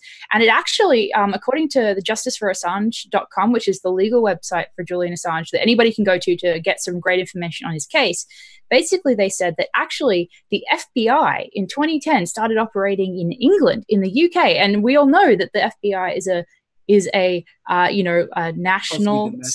supposed to be domestic agency. So you have all of these anomalous aspects of the prosecution of Assange that we are supposed to just ignore and believe that it's about skipping bail. So what are your thoughts on that, on how ridiculous that is? Oh man. I mean, like I said, I know we don't want to be political, but if we're going to speak strictly legal. Yeah, legal is great. Strictly legal. I was a legal assistant in the military. You send one encrypted document accidentally to an unsecure server or to someone who doesn't have clearance, you're going to jail, right? And we saw what happened during the email case, and there's still not anything being done. I mean, if we were going by the letter of the law, hell, we're going by half of the letter of the law, she would get life in prison. And that's right? That's something, private, in the army with no clout, that's what happens. Yeah. And that shows that hypocrisy so much, where you don't see any sort of following the law in that sense. But then conversely with Assange, you see them not following the law in the sense of not only not following the law, but actually contradicting what the UN concluded, which is he didn't do anything. Like y'all saying he hacked them, like you didn't do anything. Like, and then, obviously he had some of his partners come on and say he didn't do it. Actually, I could tell you exactly how we got documents. We met ABC here, and it was y'all people who gave them to us. Exactly. Like, he didn't have to hack anything. They were ready and willing because we're evil. Like, our country is, the people who are running it are evil. I don't know how else to put it. They're sociopaths. Actually, John Kiriaki mentioned that just before you came on, that basically the system itself, and I think it's interesting to note too that, in the prosecution of Julian Assange and WikiLeaks, we see the banking blockade, the financial blockade in 2010, which was like an aspect of the state's attack against WikiLeaks. And so what you end up, what the persecution of them as a journalistic organization ends up revealing the interconnection between the financial sector, the military, and the unelected power structure associated with it, and and the media, and all of these different aspects of this same sort of edifice. And it's really interesting to have them show themselves in their attack against WikiLeaks. So, and also, I would say that Julian Assange also represents a threat of what's to come, right? So, like, not only was he obviously he created a lot of problems for the establishment currently, but what happened because of that is that people were inspired. There are entire careers now that have been created because of Julian Assange. YouTube channels inspired by it. I would probably say that mine being one of them, either directly or indirectly. H.A. Goodman, definitely. Definitely, like 100%, and he'll be the first to talk about that. And you in part, like the definitely, absolutely, that you got, because we all were telling the truths, and now not only were we, because a lot of us were talking about this stuff, but it's an entirely different thing to be able to put the facts with it, verify facts, the scientific evidence, and then the people who had the suspicions were kind of like drawing out the patterns. It's like, now we're telling you we were right, and so now everybody's clicking subscribe because they're like, holy crap, like these people are right. And the news I've been watching my entire life is not only wrong, but it seems like they may be nefariously wrong. Like they were purposely lying despite having these facts. And it's not just the mainstream. We've seen a lot of or a couple of big independent media conglomerates purposely ignoring facts while trying to pretend to attack the mainstream media, right? Pretending to attack the mainstream media, but then using mainstream media sources to say, well, we know that, like, for instance, the Russia collusion with Trump is an absolute fact. It's like, okay, but what about all these facts? And if you're all about justice, once again, why are you not speaking out for Assange? Exactly, completely. And I think as well, that's a pretty good litmus test. Yeah, right. Like, I agree completely. Do you think Assange is a hero? Check yes or no. If yes, anything other than hell yeah, then I don't trust you. I mean, it's pretty simple. I think that's a fantastic quote. And I hope some people live tweeting that will actually put that in a quote and tweet it out, because I think that's absolutely just very, very correct and perceptive. And you were just mentioning before about the fact that it's not that disobedient media has definitely been inspired and has sourced and cited WikiLeaks so many times. And something that boggles my mind, and I don't know if you've experienced this as an independent journalist, I want to say something. Go ahead. Yeah. Hold that thought. But not only have you obviously used it as facts, and as journalists, we've used it as facts, but the DNC fraud lawsuit, those documents are admissible in a court because exactly as far as what we know right now, until proven otherwise, those are not hacked documents, even though I think that would actually be irrelevant. They were not tampered with in any way because they've been verified. And so now, not only has Julian Assange contributed to the, changing the outcome of the election, but has attributed to, not even potentially, because whether we win or lose, the verdict doesn't really matter that much, but the exposure of the truth and what's to come. Because I fully believe that we're going to have to go to the Supreme Court. And the longer we stay in court, the more that gets exposed. Well, and the thing is too, though, and what you're saying is so true. And it goes to so many different subjects. That's the thing that disobedient media that has opened my eyes and boggled my mind consistently, is the fact that we have used WikiLeaks as a source and as a factual citation for so many different topics that have nothing to do with each other, that you wouldn't look at the topic itself and think, oh, that has to do with WikiLeaks. Like, it isn't in the storyline of WikiLeaks. It has nothing to do with it. But WikiLeaks documents exist that help inform those stories. And that's what's important. It's damn near like, how like people like Google, you Google this. It's like WikiLeaks is the Google of anything you want to know. Exactly. That's fantastic. That's another live tweet right there. Exactly. And I was curious as well, though, to hear what do you want to see in the future for Julian Assange? I mean, I know we all want him to be, free and able to speak to his loved ones, but I mean, but what do you want to see, and what do you think will happen? What are your thoughts on the future for this? obviously it probably wouldn't ever happen, but I would like to see, and I would like to be a part of a fundraiser that raises, I'm talking millions of dollars, to create a WikiLeaks channel, broadcasting channel, like a broadcasting station covering the news that's, we already know is on the internet for WikiLeaks, because obviously he'll never end up on TV, but it's fine, whatever. We don't want to be part of that anyway. But like, the internet has become so powerful. And then obviously, we have Just Inform, because, to try to counteract the censorship we're seeing in social media. But we need people obviously with resources and connections to handle the broadcasting side as well. And RT has done a pretty good job of that. But I want something a little bit more independent. Even cover Assange. You're saying to cover Assange specifically. Cover Assange specifically, cover the things that they leak. Because when you have a face to match with it, and you see the sincerity, and once again, you see, because people are lazy, right? And sometimes it's just easier to watch videos, or else we wouldn't have. Yeah, I've noticed that with my own articles. Well, sometimes as well. You do an article, and then somebody do a video about your article, it would get 50,000 views, and your article would get 2,000 reads, right? So exactly. People are lazy. but I think that they also want information. I think that it's hard for people who don't know, like, because of the censorship that you're mentioning, it's difficult for people to know we exist if they're completely prevented from finding us. So that's the aim of this vigil in that sense, is to make sure that we bypass all of that censorship and get this word out for Julian Assange. And if we have a professional, because people, they put trust in things that look professional, right? It's true. I've gotten more views since I've increased the quality of my videos from when I was just shooting with my iPhone every day, right? So if they have a setting and now all of a sudden it looks like CNN, but it says WikiLeaks, and they have consistent independent voices on both the right and the left, which we don't see enough of, it would be, in my opinion, it would be groundbreaking. It really would. Absolutely, I agree.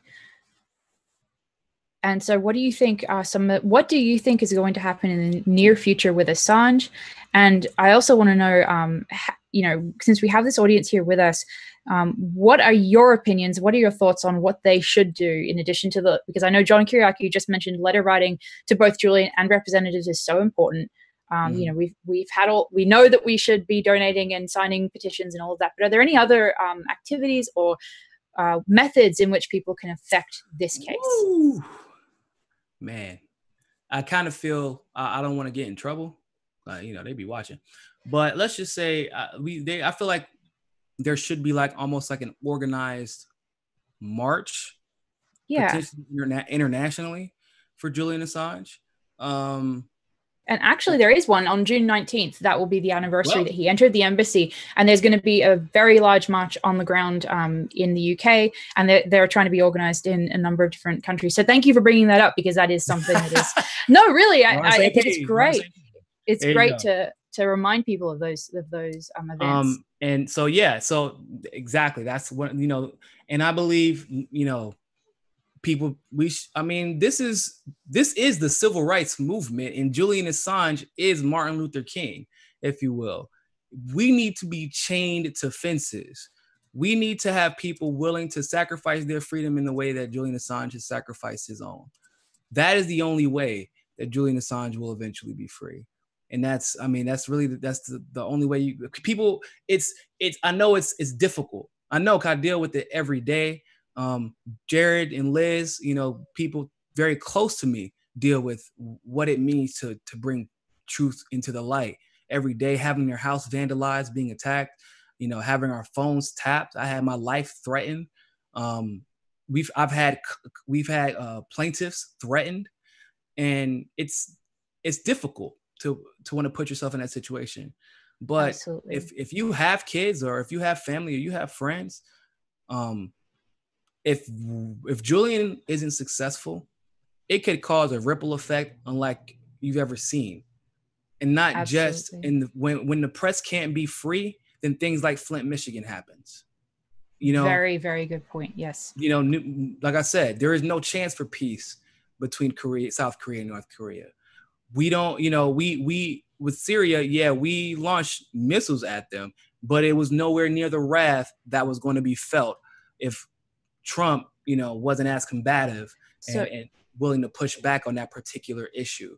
So I'd like to come back to that point you just made, though, about people, this being the new civil rights movement and people being out in the streets and really protesting for Julian Assange. And that's, do you have any more thoughts on that you'd like to air with us? Or I just feel like I said, I feel like what's happening is very emblematic of just things that we've seen time and time. I mean, like Nelson Mandela, same thing in South Africa. People forget Nelson Mandela was demonized.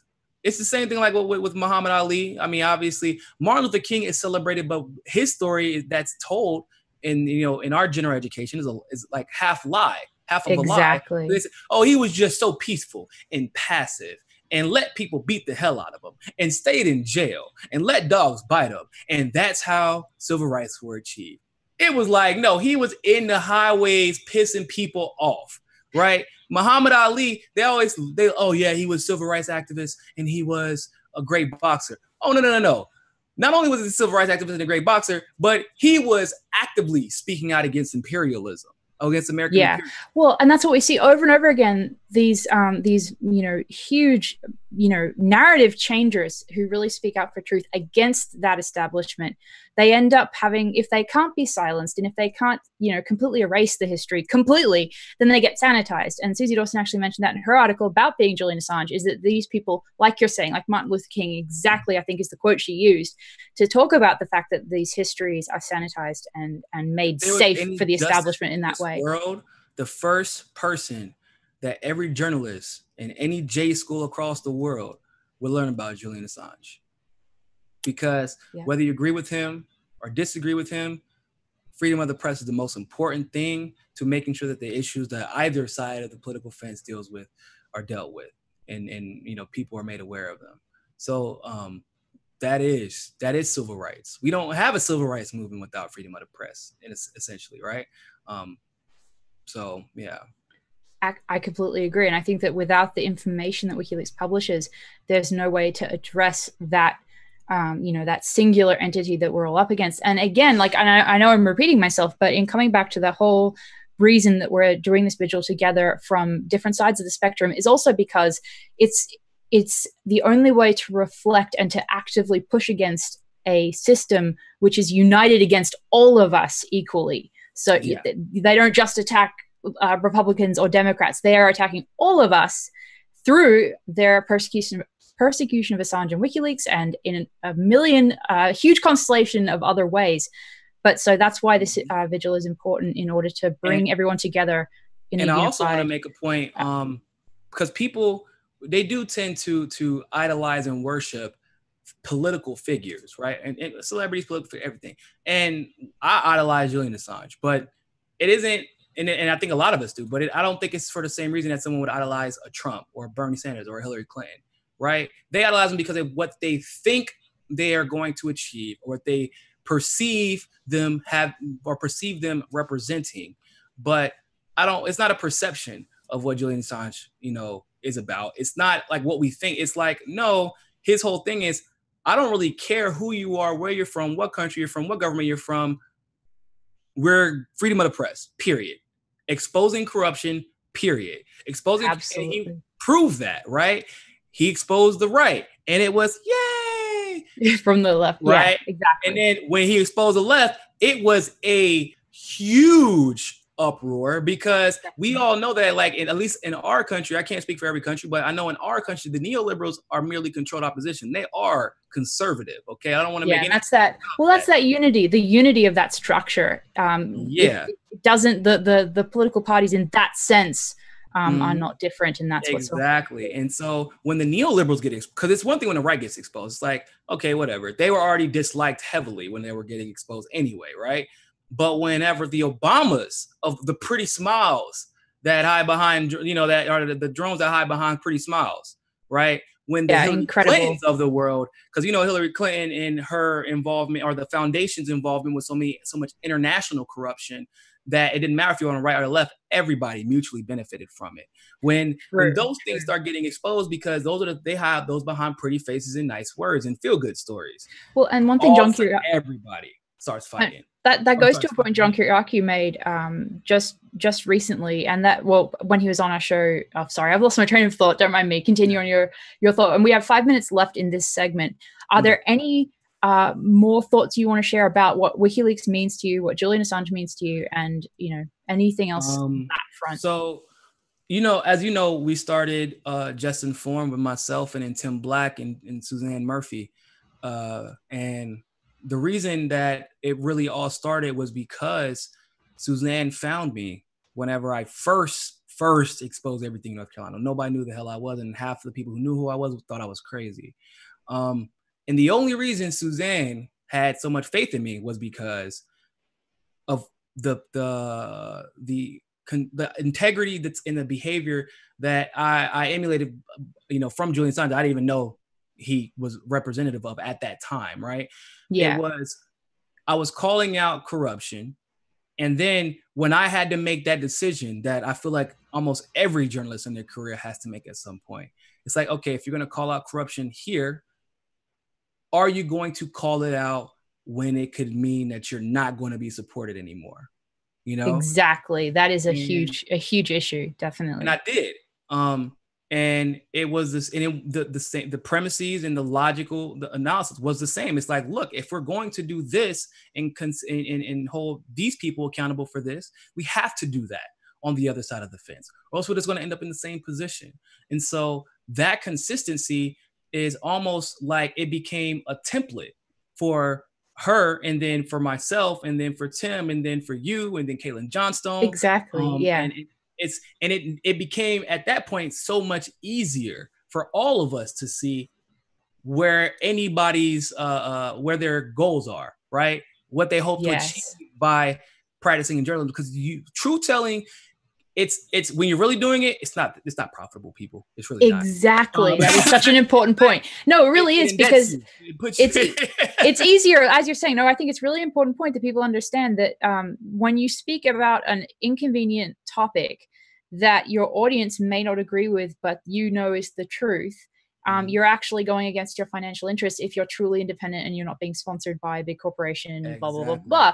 That is a difficult, like the right despises, like not all the right, obviously, but a lot of the right despises if you, well, from my experiences and experiences of my colleagues, if in the last few minutes, bring up, like race in reference to how politics or situations like freedom of the press affects it. But I talk about every aspect. It's not just race, about racism, sexism, everything. But when I get on that, all of a sudden, everybody wants to tune out or complain. But in my mind, not in my mind, I say it out loud. I say, look, if this is important to you, or like freedom of speech, for example, I said it about Roseanne. I said, if you are saying that Roseanne should get another chance, that we should respect her right to freedom of speech, I 100% agree with you. And guess what? You should be fighting even harder for capping it, because the freedom of the speech of the people that we agree with is not as important for fighting for the freedom of the speech of the people we disagree with. Because that's actually so rare. It's so rare that people actually have that understanding that free speech should apply to absolutely everyone. And so, but bringing us back to Assange, in the last couple of minutes, we have about 2 minutes left with you here with us, and I would like to just is there anything else about WikiLeaks and Assange that you'd like to tell people, and either how to support them or just how it's impacted your life? Well, obviously, go donate. First of all, second of all, there is no DNC fraud lawsuit without Julian Assange. It probably would have been nipped and tucked immediately dismissed if it wasn't for Julian Assange. And all the things that we know he's done for the world, and all the sacrifices that we know that he's done for the world. Imagine all the things that we don't know he's done, and the things that we don't know he's going through. He will never be able to have the family that you have in your home right now. He will never be able to have the jobs, the 9 to 5. I get to go. I had the comfortability, I get to go home or go to work, come home. My paycheck's there every day. I'm going to have dinner on. I know what I'm doing the next day. I know what I'm doing the next week. He doesn't even know if he's going to be able to live until 75 in his own home in a little college in Australia somewhere. Like, that is huge, people. Absolutely. Consistency in life is very undervalued until you don't know every single day. until like that people in jail, for example, like, you know, that are on trial. You don't know. Yeah. It's pretty much like us in jail on awaiting a trial that should never have existed every single day. He doesn't know if one day he may be victim of a false flag, you know, like, oh God, what a surprise. The Ecuadorean Embassy just blew up somehow, which never has happened ever in history. But this time it happened to be where Julian Assange was. Like, he doesn't know, and he's not stupid. What we know, he knows infinitely more about. It's gotta be scary. And that uncertainty is even worse now. Yeah, because he's been silenced. For sure. Just think about that. If you ever considered like just being inactive and cheering from the sidelines, I urge you to think about how you would be affected by that situation. And, you know, and wishing that people would be active in the fight for Julian Assange instead of cheering from the sidelines. Thank you so much. I think those sentiments are absolutely, completely perceptive, important, and I hope that our viewers really take them to heart. And thank you so much for joining us. It's been a pleasure to talk to you. I'm so glad you agreed to participate in this vigil. And oh no, it was my pleasure. Thank you. And thank you so yeah, much. And if can you throw people where they can reach you on social media and all of that, and please also remember, everyone, as we go into our next segment, please remember to go to IamWikiLeaks.org and donate, and Justice for Assange, and donate to his legal defense fund. But if you'll just leave us with where people can find you. So if you want to go find me on Twitter, it's at Nico, Niko CSFB. C as in cat, S as in Sam, F as in frog, B as in boy. So Nico CSFB. My name is spelled Niko, not Nico. So no, your name is one letter off from my mother's name. That's hilarious. But yeah. Oh, nice. And you know, on Facebook, if any of you are there still, it's Nico Niko D House. And then on YouTube, you can you can type in my name, Nico House, or MCSC Network, as in Mikasa Sukasa, MCSC Network. You can find me there as well. And find me on Justinform, justinform.com, which is JUSTN FORM. You can look me up by Nico House. I'm muted. Thank you so much for joining us. And with that, I'll move on to H.A. Goodman. You will be joining us soon. And let me just grab H.A. and make him a panelist. One moment. Awesome. Thank you.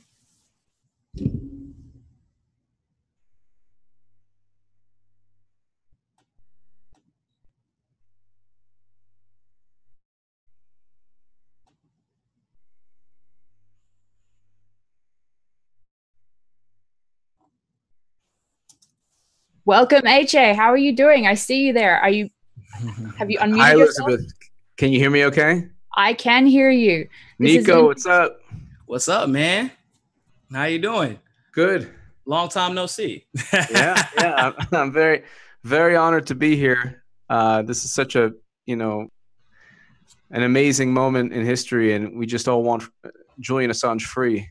Absolutely. Thank you so much for joining us, H.A. And this is an interesting situation because some of the viewers here will know that me and Susie both have been interviewed by you a number of times. So now the tables have turned and you're here with us. Thank you for joining us on this vigil. And just to start off, I think I'm going to kind of broach this with every guest that we have on the vigil, is what is the importance and significance to you of Julian Assange and WikiLeaks, not only in the sense of the amazing, effective scientific journalism that they've done, but also in the sense of Julian Assange's human rights? If you could just give us some of your thoughts on both those subjects, that would be fantastic. Yeah, I mean, he publishes the truth. It's authentic, pristine documents. They're authentic and pristine, and the truth is not partisan. It's just reality.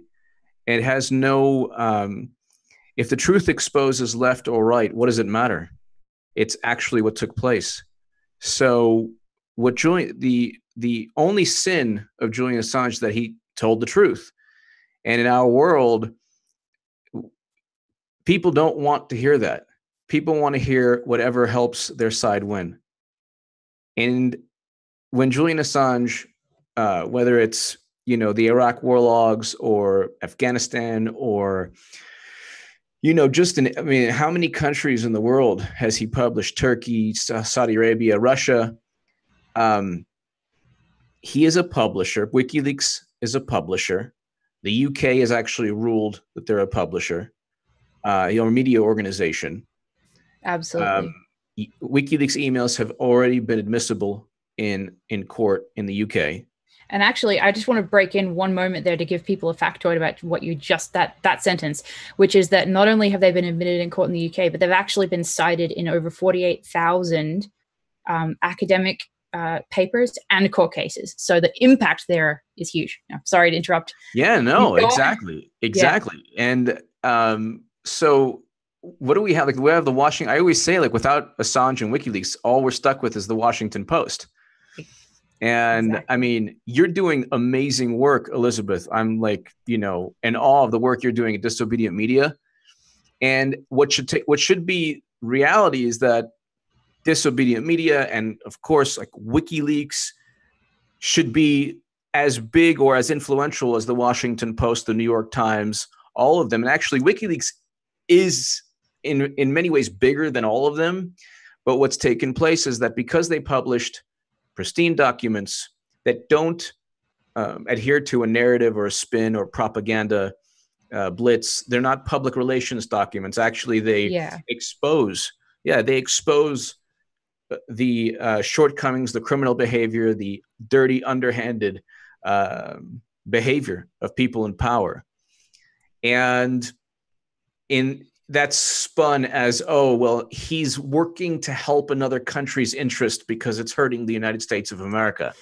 Yes. So then we should never have any journalism in here, because it would always just expose, help another country hurt us in some Orwellian McCarthy era, logic. So no, it literally does translate into them being prosecuted and persecuted for doing the most effective journalism that happens in this day and age.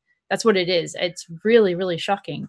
But yeah, no, I don't know if you have like just some insight on that, on how, because I know that you've written for the Huffington Post, you've written for so long, you've been published in these outlets. So how is WikiLeaks as a press outlet so uniquely effective, and how is that a part of them being persecuted so much and the hypocrisy there? Well, usually, like when I used to write for when I used to be published in publications that were on the left, there is an editor, and the editor has an angle or a theme or some kind of political viewpoint they want to further.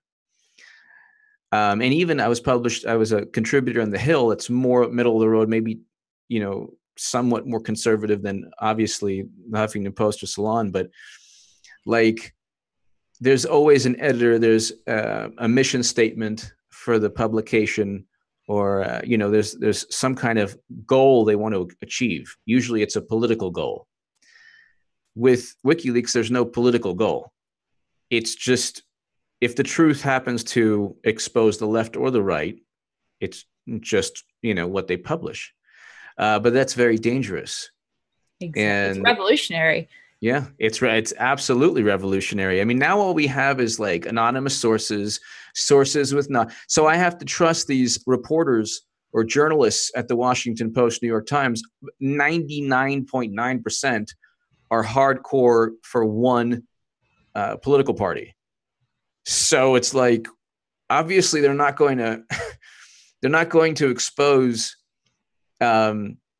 the overt propaganda of everything taking place, because then it would hurt first of all, they wouldn't be published. So even if, let's say they decided to be like, oh, I want to be like Elizabeth Voss or Susie Dawson or Julian Assange or all these, they would never be published, and they might even be fired, because if they kept on pitching ideas to their editor, and it was always, here, let's expose the truth about people in power, let's expose the truth here. I'm not going to, here's a whistleblower. They're at risk of their lives. Don't give the identity to anybody. And, knowing this, because also with the Pentagon Papers, what took place, I think after the Pentagon Papers, these publications, the Washington Post and other publications said, you know what, we're not going to take that risk anymore. And when Julian Assange, came on to this, in the world scene and started exposing the corrupt behavior of people, that was very dangerous to a lot of, really, really powerful entities and governments and political figures. So they don't want to know that Bernie was, one political side does not want to know that Bernie was cheated. And they'll spin that into this grandiose theme of, oh my God, it's in other countries, so.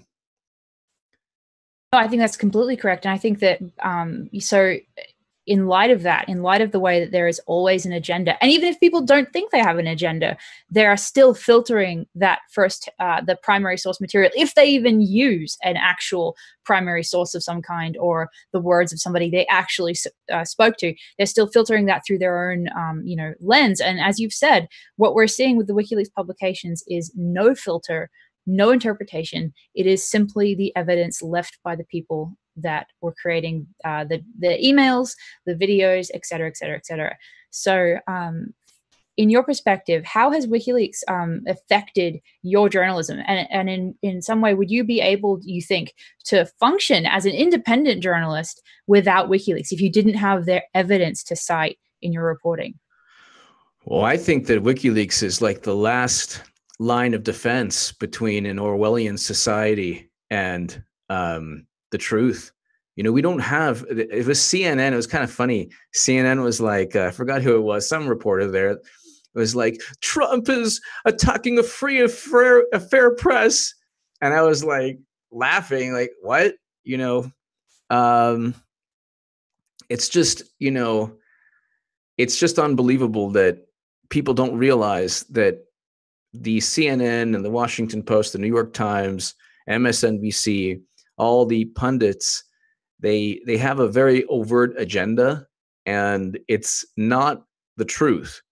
It's to further entertainment. See, a lot of it also is that there's no entertainment value necessarily for WikiLeaks, and journalism has become synonymous with entertainment.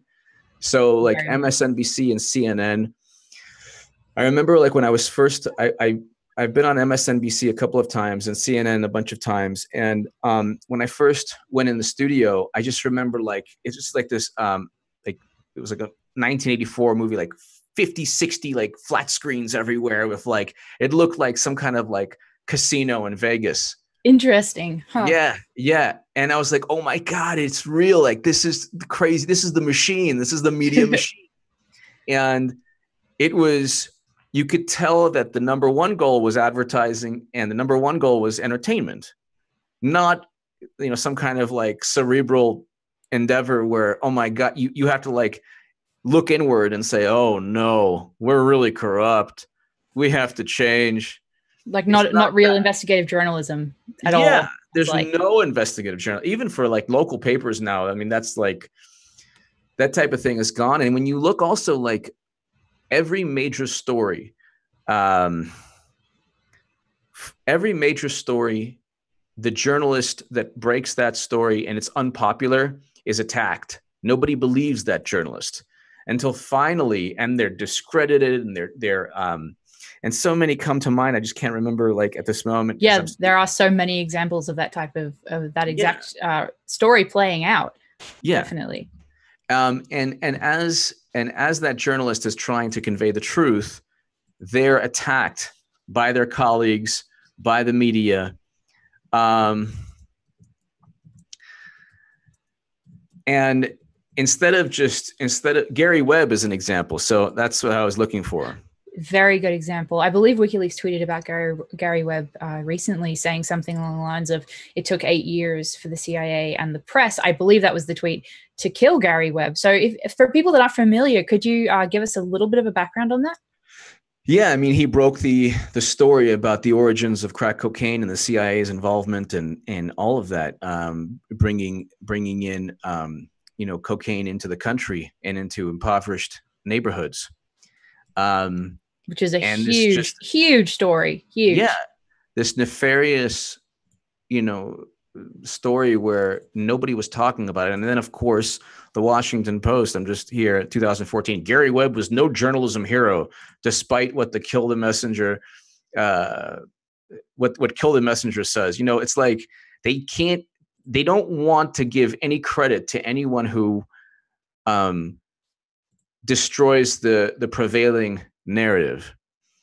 So this is a Telegraph, though. In 1996, journalist Gary Webb began looking into links between Nicaragua's drug-running Contra rebels and the CIA, and how all of those drugs flowed into the inner cities of our country, and the CIA was involved. And this is The Intercept wrote a great article, how the CIA watched over the destruction of Gary Webb. But here's a journalist. Here's a man who, he exposed the wrongdoing and the criminal behavior of our government. And so, but we don't want to hear the journalism nowadays is not about being intrepid. It's about following the herd. And if you follow the herd, you're good. If you're not, and it's like Julian Assange is like a Gary Webb on a global scale. So, I mean, in Gary Webb was like just this amazing, phenomenal journalist who really broke the mold. And he exposed a story that, that impacted millions of Americans. What Assange is doing has global impact, millions and millions of people throughout the planet. Because sources, WikiLeaks, they're publishers. They don't hack anywhere. They don't hack computers. So that's exactly why every WikiLeaks document should be admissible in court. Absolutely. Very good point. I mean, that's why would you not want evidence? That's the thing also. We don't even know what evidence means anymore. What they try to do also is they hide behind semantics. So they hide behind semantics, and Orwell said that euphemisms were verbal refuse. So you see, like, in my opinion, one political side more than the other, but you'll see both political sides use euphemisms all the time. And if you look at one side, their use of euphemism is like just omnipresent, like always. They're always using some kind of phrase that's all encompassing and sweeping. And then, of course, they're blaming a country for their, inability to win. But it's like lost in all of this, all these passions flowing around, is the fact that here you have a man, Julian Assange, who's there's such malice also. Like the UK is like, exactly.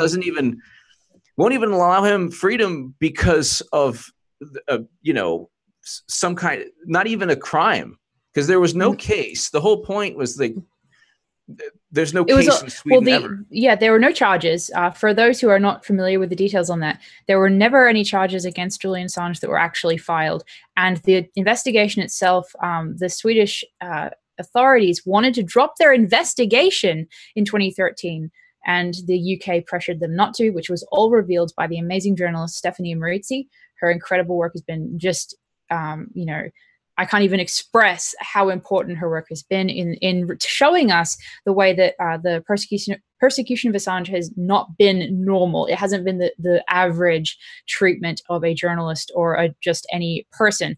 So, but eventually in 2017, the Swedish government and the authorities there did drop their investigation officially. So now he is unable to leave in part because he will be, picked up by the authorities, the UK authorities, no matter what. Period. Like there have been photographs published showing that he will absolutely be, arrested no matter what the circumstances are that if he were to leave the embassy. But nominally, it's supposed to be over a bail skipping issue, which doesn't even relate to any charges and relates to an investigation that's now dropped. And so that's the context on that for all of anyone who doesn't know. And it really, it has been very, very interesting to see. In recent days, we've had Adam Schiff seem to admit that there is a giant apparatus that is hellbent in the US on arresting and prosecuting Julian Assange, which really reveals that the whole bail skipping issue and the whole Sweden case, all of that was just, basically meaningless and a facade for the real prosecution that's going on behind the scenes. So I didn't mean to completely interrupt your thought, but I wanted to kind of like grab people's attention and give them some context on what you're mentioning and referring to. But continue, please. Yeah, no, I agree 100%. And also, like, I just want to emphasize that there's such malice, there's such like hate, and it goes beyond petty. It's this, it's like this really unhealthy, and they think that just attacking the messenger, they think that silences the message, but what it does is it actually amplifies the message. And it makes Assange, and I know he's suffering a great deal, and I know that he's experiencing such injustice, but it makes him more of a hero. What they try to do is they silence him and attack him and persecute him, but it makes him more of a hero. It emboldens and amplifies his voice louder than ever. And now you have people throughout the planet, millions of people who are constantly thinking, okay, what's going on with Julian Assange? When is he going to be free?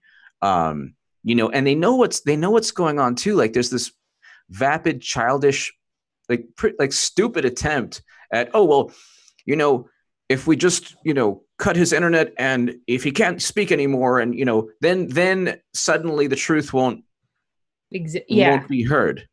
But WikiLeaks is still around. And I mean, what I always say, Elizabeth, is like, I'm not like, God forbid, like I'm not saying that this exists, but people within the intelligence community, or people who don't like Julian Assange, they're pretty short-sighted and they lack wisdom, because let's say there was a bizarro world Julian Assange, like an evil WikiLeaks. That type of organization could, actually be dangerous. This organization, WikiLeaks, and Julian Assange, they're just based on noble virtues. Okay, exactly. We want to go ahead. We have these sources. We're publishing this information. Actually, earlier, John Kiriakou was talking about the CIA, and Susie pointed out that where WikiLeaks is based on revealing the truth, the CIA is based on lies. And so if actually in the bizarre world you're describing, the inversion of WikiLeaks would be the CIA, I think. And that's an interesting point. Yeah. Exactly. And most Americans don't even, like, they can't even explain how the CIA protects them. They have no idea how the CIA protects them. They have no idea how the NSA protects them. Americans don't really. And so when you have like CNN or the Washington Post saying, oh, this is a threat. How so? How is the truth a threat? The truth is never a threat unless you have an agenda and it hurts your agenda. Otherwise, most sane and rational people would say, okay, well, if there's a problem, let's fix it. If our political system is not functioning correctly, let's try to make it more efficient or fair or equitable. But we don't do that. We say, oh my God, you let us know how horrible one candidate was. So we're going to try to sweep everything under the rug and say that it was some country's fault. Well, and I think that as well, in addition to that, you have an establishment, as we've said multiple times in this stream, that really is a unified front, that is not something that exists only in one political party or one branch of government. It's a very much a unified kind of unelected power structure. And the interesting thing to me is seeing how they have been this kind of naturally occurring structure has been able to operate for decades without being truly held accountable. As you're saying, they've been able to really get away with this. And so now they've become so dependent on their ability to control press narratives, etc., that when you have something like WikiLeaks come up, decades into their operation as, sort of a media controlling sort of unified front, it really truly goes at the heart of their ability to function. And I think that's goes to what you're saying for sure. And it's totally also unprecedented. Yeah, and I agree with you. It goes at the heart of their ability to function. But see, what they're not looking at, people in the intelligence community, or whatever. Let's just assume that whoever doesn't like WikiLeaks or Assange in any country, not just the US, what they don't realize is that it's actually a good thing. Even if your intelligence agencies are, their raison d'etre is to be secretive, it's actually a good thing for sources to have an outlet to then say, hey, this is a lot of corruption here. You can Yeah. keep like 98% of your corruption or 99%. We're just going to go ahead and inform the public of 1%. Can we get 1%? Can we get a Yeah. 0.5%? And so it's a good, healthy outlet. Like societies need WikiLeaks because, like I said, the Washington Post, MSNBC, their goal is to sell ads and entertainment and, you know, fabricate, foment this outrage for one side. It's very overt. You do need that outlet in this day and age, especially in a digital world, in, you know, this cyber world that we live in. If you try to silence that outlet, then God forbid, and I'm saying God forbid because, like, let's say there are people who are watching this and they're saying, oh, you know, H.A. Goodman is, you know, does he know something? No, I'm not. I'm looking into the future and I'm saying if it's just logical progression of thought, it's logical that if you deny and attack and try to silence a publication that publishes whistleblowers, then it's feasible another publication or another entity could rise up out of spite because there's just such an overt malice when it comes to the UK or, so the secret grand jury, all of these things. Well, it really shows, it reveals, like their reaction to WikiLeaks, as you're saying, it reveals the hypocrisy of the liberal ideals that the West is supposed to have. So when we talk about freedom of the press and for, democracy and all of these things, when they attack Julian Assange and WikiLeaks, like you're saying, it really shows that those ideals are not something that we actually operate with. And that's unique, I think, in that level of confirmation of that.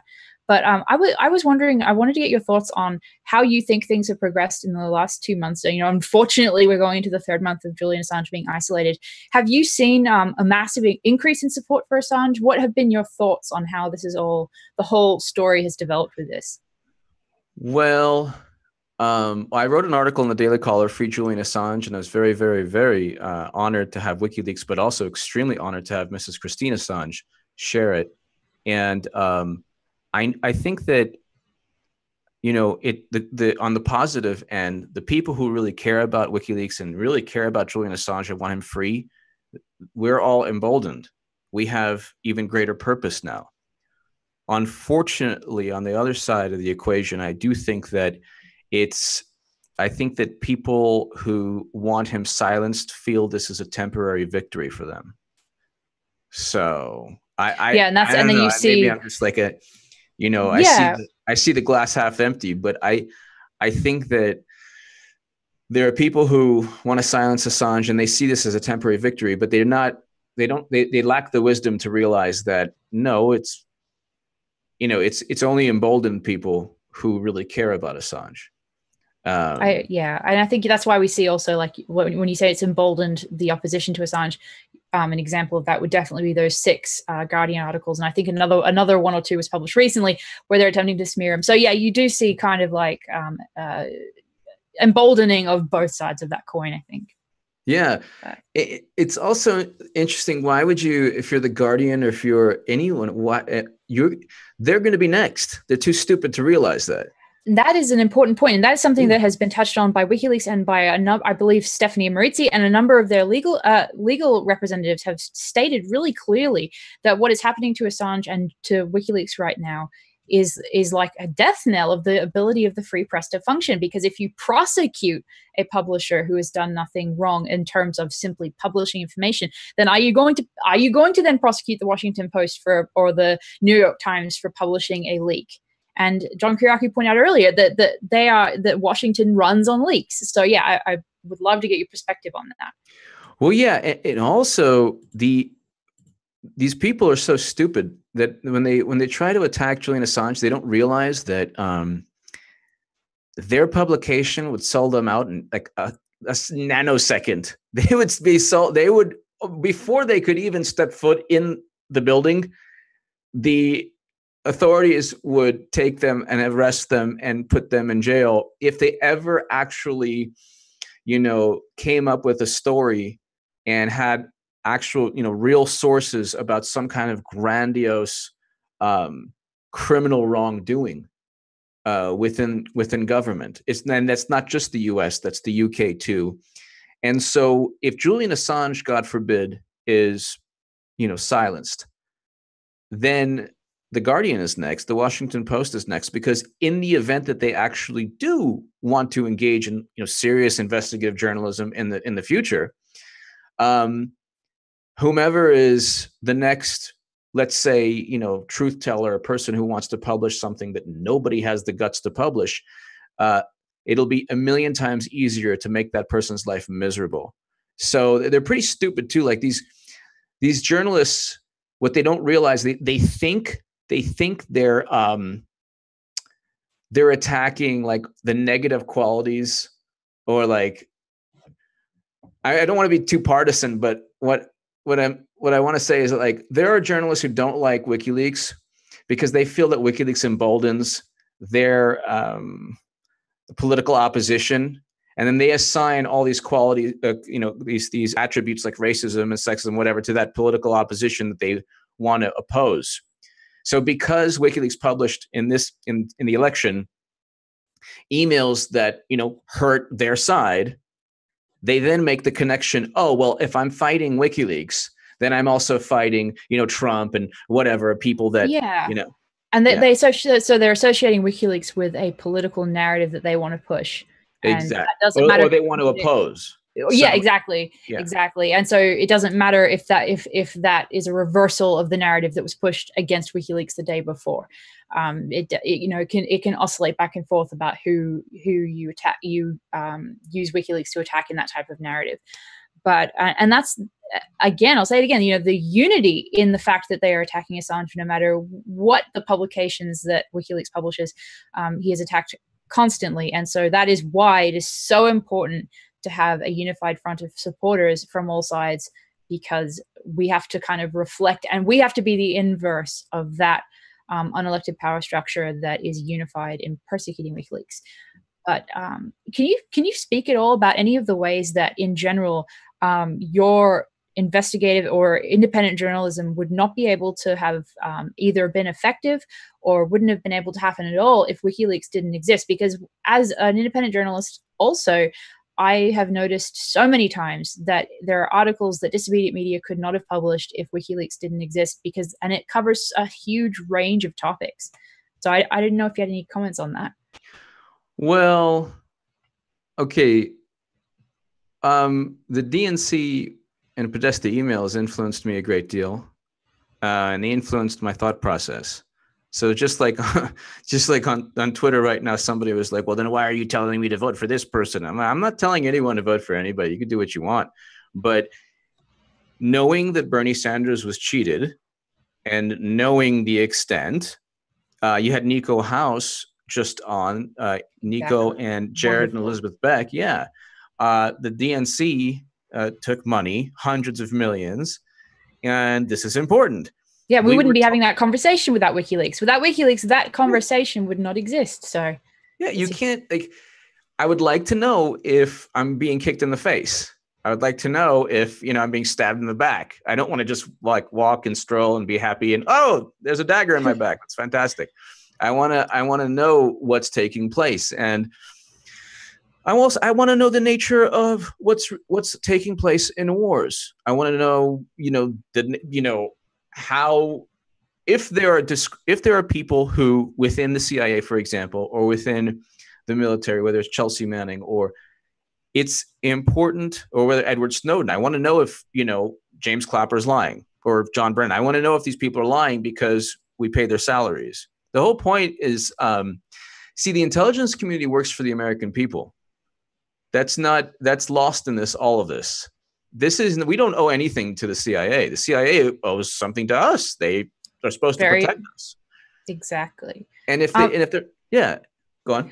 Oh, no, I was going to say, I was just looking through some of the questions we've got from the chat. And one that people brought up was, when the day comes, what are Julian's options the day he leaves the embassy? And we've talked about before, we know that it would depend on, I don't want to answer this for HA, but we are aware that at this time there would only be one outcome, and that would be his arrest. He does not have an option to leave the embassy right this minute. But I would still like to hear HA's opinion on, options maybe if the situation changes and he's able to leave the embassy. I think that if he ever did leave the embassy, it would be a situation where he's assured of freedom, and he's assured that, they're not going to try to take him to some kind of secret grand jury. So I'm assuming that, he has a brilliant legal team, and, I believe that he's going to, I believe Assange will be vindicated and that he will be successful because there's too much momentum in terms of the truth on his side. And it's really like, it's not even, I don't even want to use the word childish because it's an insult to children. Like, it's absurd that we know that they're just hurting him out of spite. We know that there's no charges against him. There are no charges. We know there's no case against him. They're trying to imprison him within the embassy because of a minor infraction that is not even, doesn't correlate to this kind of ongoing torture. And the United Nations ruled in his favor. UK courts are ruling in his favor. So at the end of the day, I do think that the tables will turn. There's just too much momentum in terms of truth. And I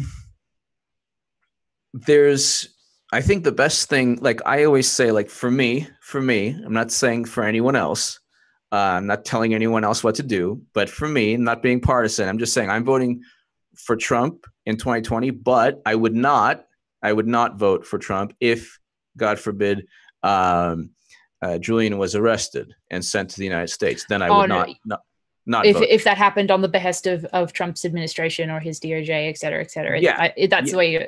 Okay. Yeah, exactly. Well, and so moving on to a different question, because I'm just looking at the questions we've gotten from chat right now, and they asked a question that doesn't go to what you were saying, but I think it's important to ask while you're here. And they said, what do you feel is the best way to promote the anti-war movement in the USA at this point? And I wanted to ask you that specifically because I know we're going to have a number of guests that are from Australia or do not reside in the US. So I wanted to get your perspective as a journalist in the US on the state of the anti-war movement and how a real anti-war movement can be built in the US now. Well, I can't really. I don't want to be partisan. Okay, too partisan. But I will say this: in my humble view, there is really no anti-war movement in the United States of America, and sadly, there's more of an anti-war movement on the right than there is on the left. I've noticed that a lot of the organizations that popped up after the election that were, deemed like pro Bernie Sanders or Jill Stein, they focus purely on domestic issues. And I never hear bring our soldiers home from war. I never hear end perpetual counterinsurgency wars or just perpetual wars. This is not what I've been actually told by many people is, who cares?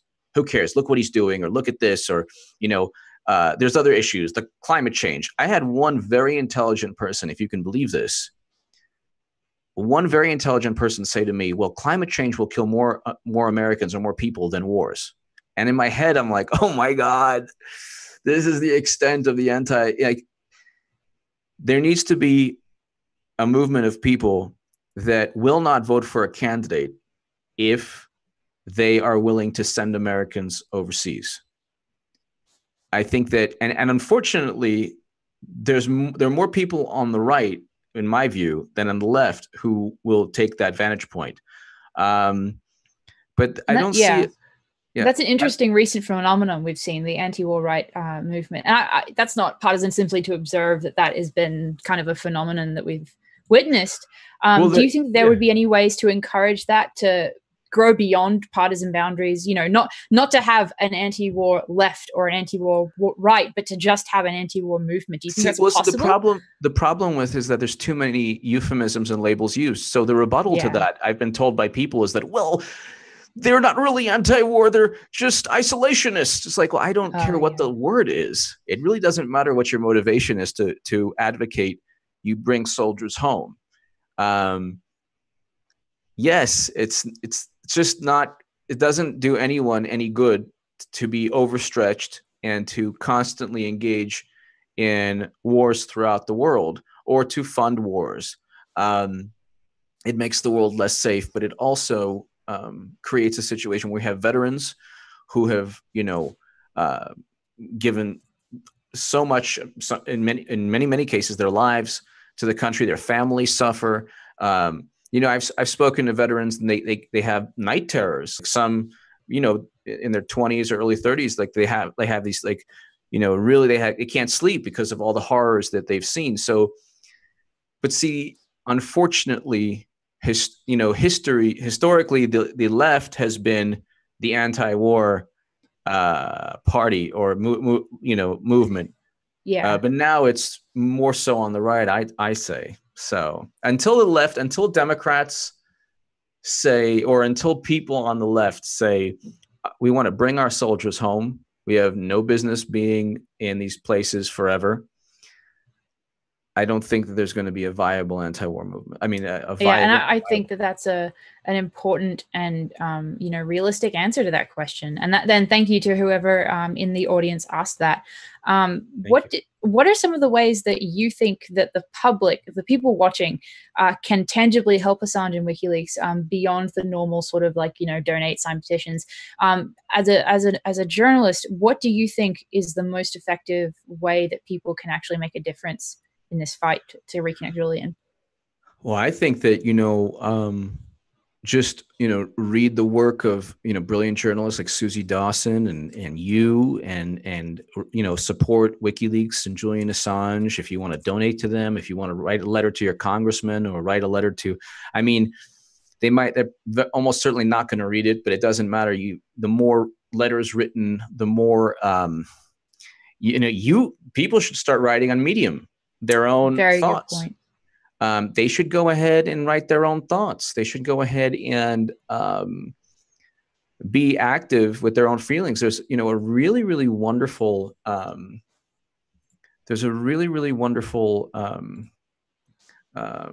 person on Twitter. Her name's Angel Fox, and she's just great. Her handle is at Angel Fox Today. So.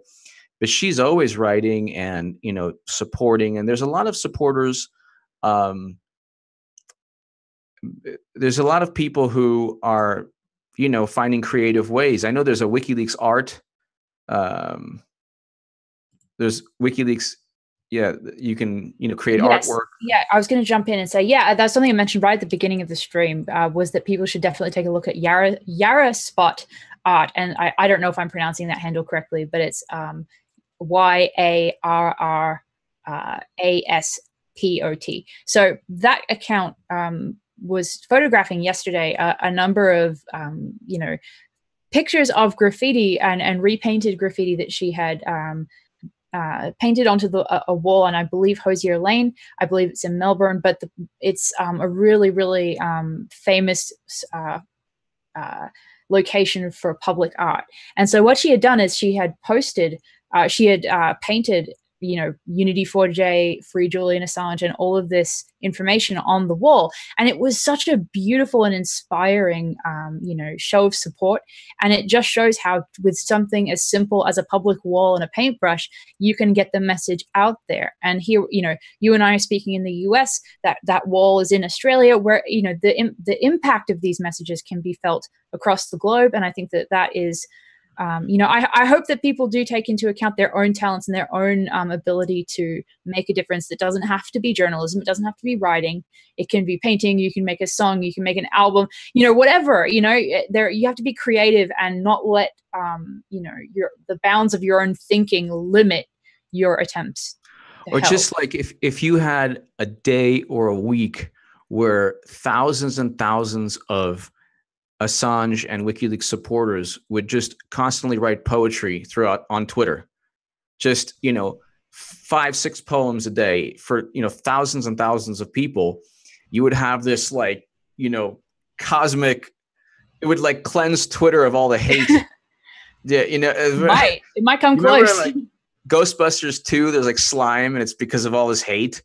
I mean, Twitter is full of this negative energy. And if people could go ahead and thousands or millions of people who care about WikiLeaks, just write poetry, a short poem on Twitter, I mean, and that's a really good lesson to be positive and to have that that message be purely positive. I think that would be definitely really helpful. And that's one thing that we're trying to do here too with this vigil, is trying to just be supportive and positive in our, discussion of how to help.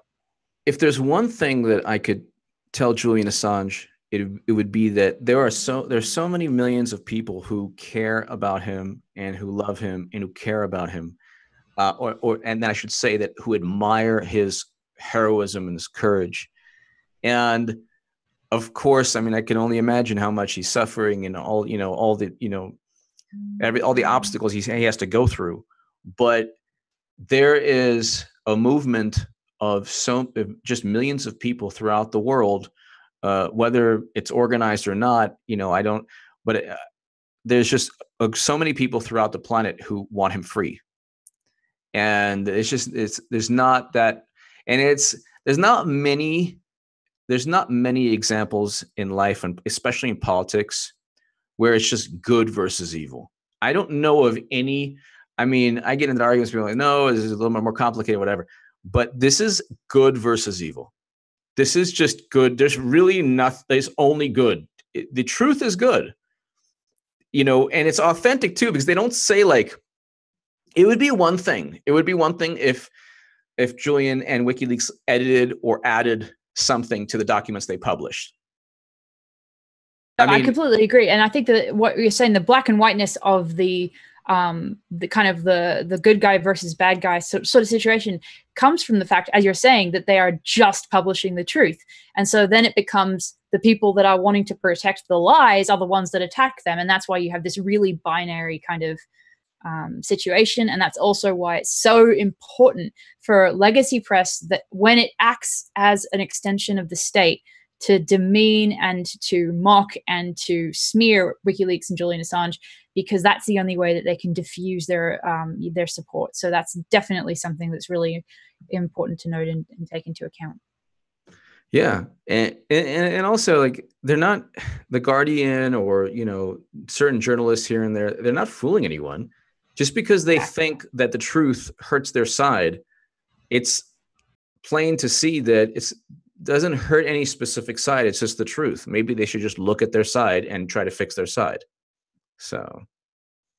But there has been no accountability from across the spectrum. Like the organizations, the individuals that have been shown to be corrupt or hypocritical, almost universally do not sort of own up and take responsibility for their own actions. And that's, again, another reason that WikiLeaks is so attacked, is because they don't want to take account of what they've done. They just want to end that truth being broadcasted. Exactly. They don't want the truth being told. So they just, they just want to, put their heads in the sand like an ostrich, and, they just don't want to deal with reality. There's also tremendous amount of groupthink, tremendous amount of people are afraid to think for themselves, and they're even afraid also to like a tweet. It's gone so bad that the echo chambers that divide people. That's definitely something this vigil is attempting to kind of breach and break through. Because it's so, and you were saying earlier that you have pundits and journalists that, although they're supposed to be able to be sort of accessible universally, they end up speaking to a niche audience that they only speak to that little group, and so that again goes along with this factionalism, this echo chambers, et cetera, et cetera. But yeah, I mean, it's pretty unbelievable that in this day and age. There really isn't there aren't many examples of good versus evil or truth versus people who want to hide the truth. And I always like to think of it like in terms of, if this is a movie, the good guys are not Brennan and Clapper and Comey and all these. They're not going to be cast as the good guys. No, not the Washington Post will not be like, or CNN or the Guardian. These people who are going against WikiLeaks now will not be cast in a favorable light in the future. And that's what they lack vision. They completely lack vision because of that echo chamber and their allegiance to being, it's like this popularity contest. So you know, the cool kids don't want, you know, the truth revealed about them, so they lash out. But at the end of the day, look, truth, when you have this amount of truth, and really it's just everything they publish is authentic and pristine. The interesting thing is also whenever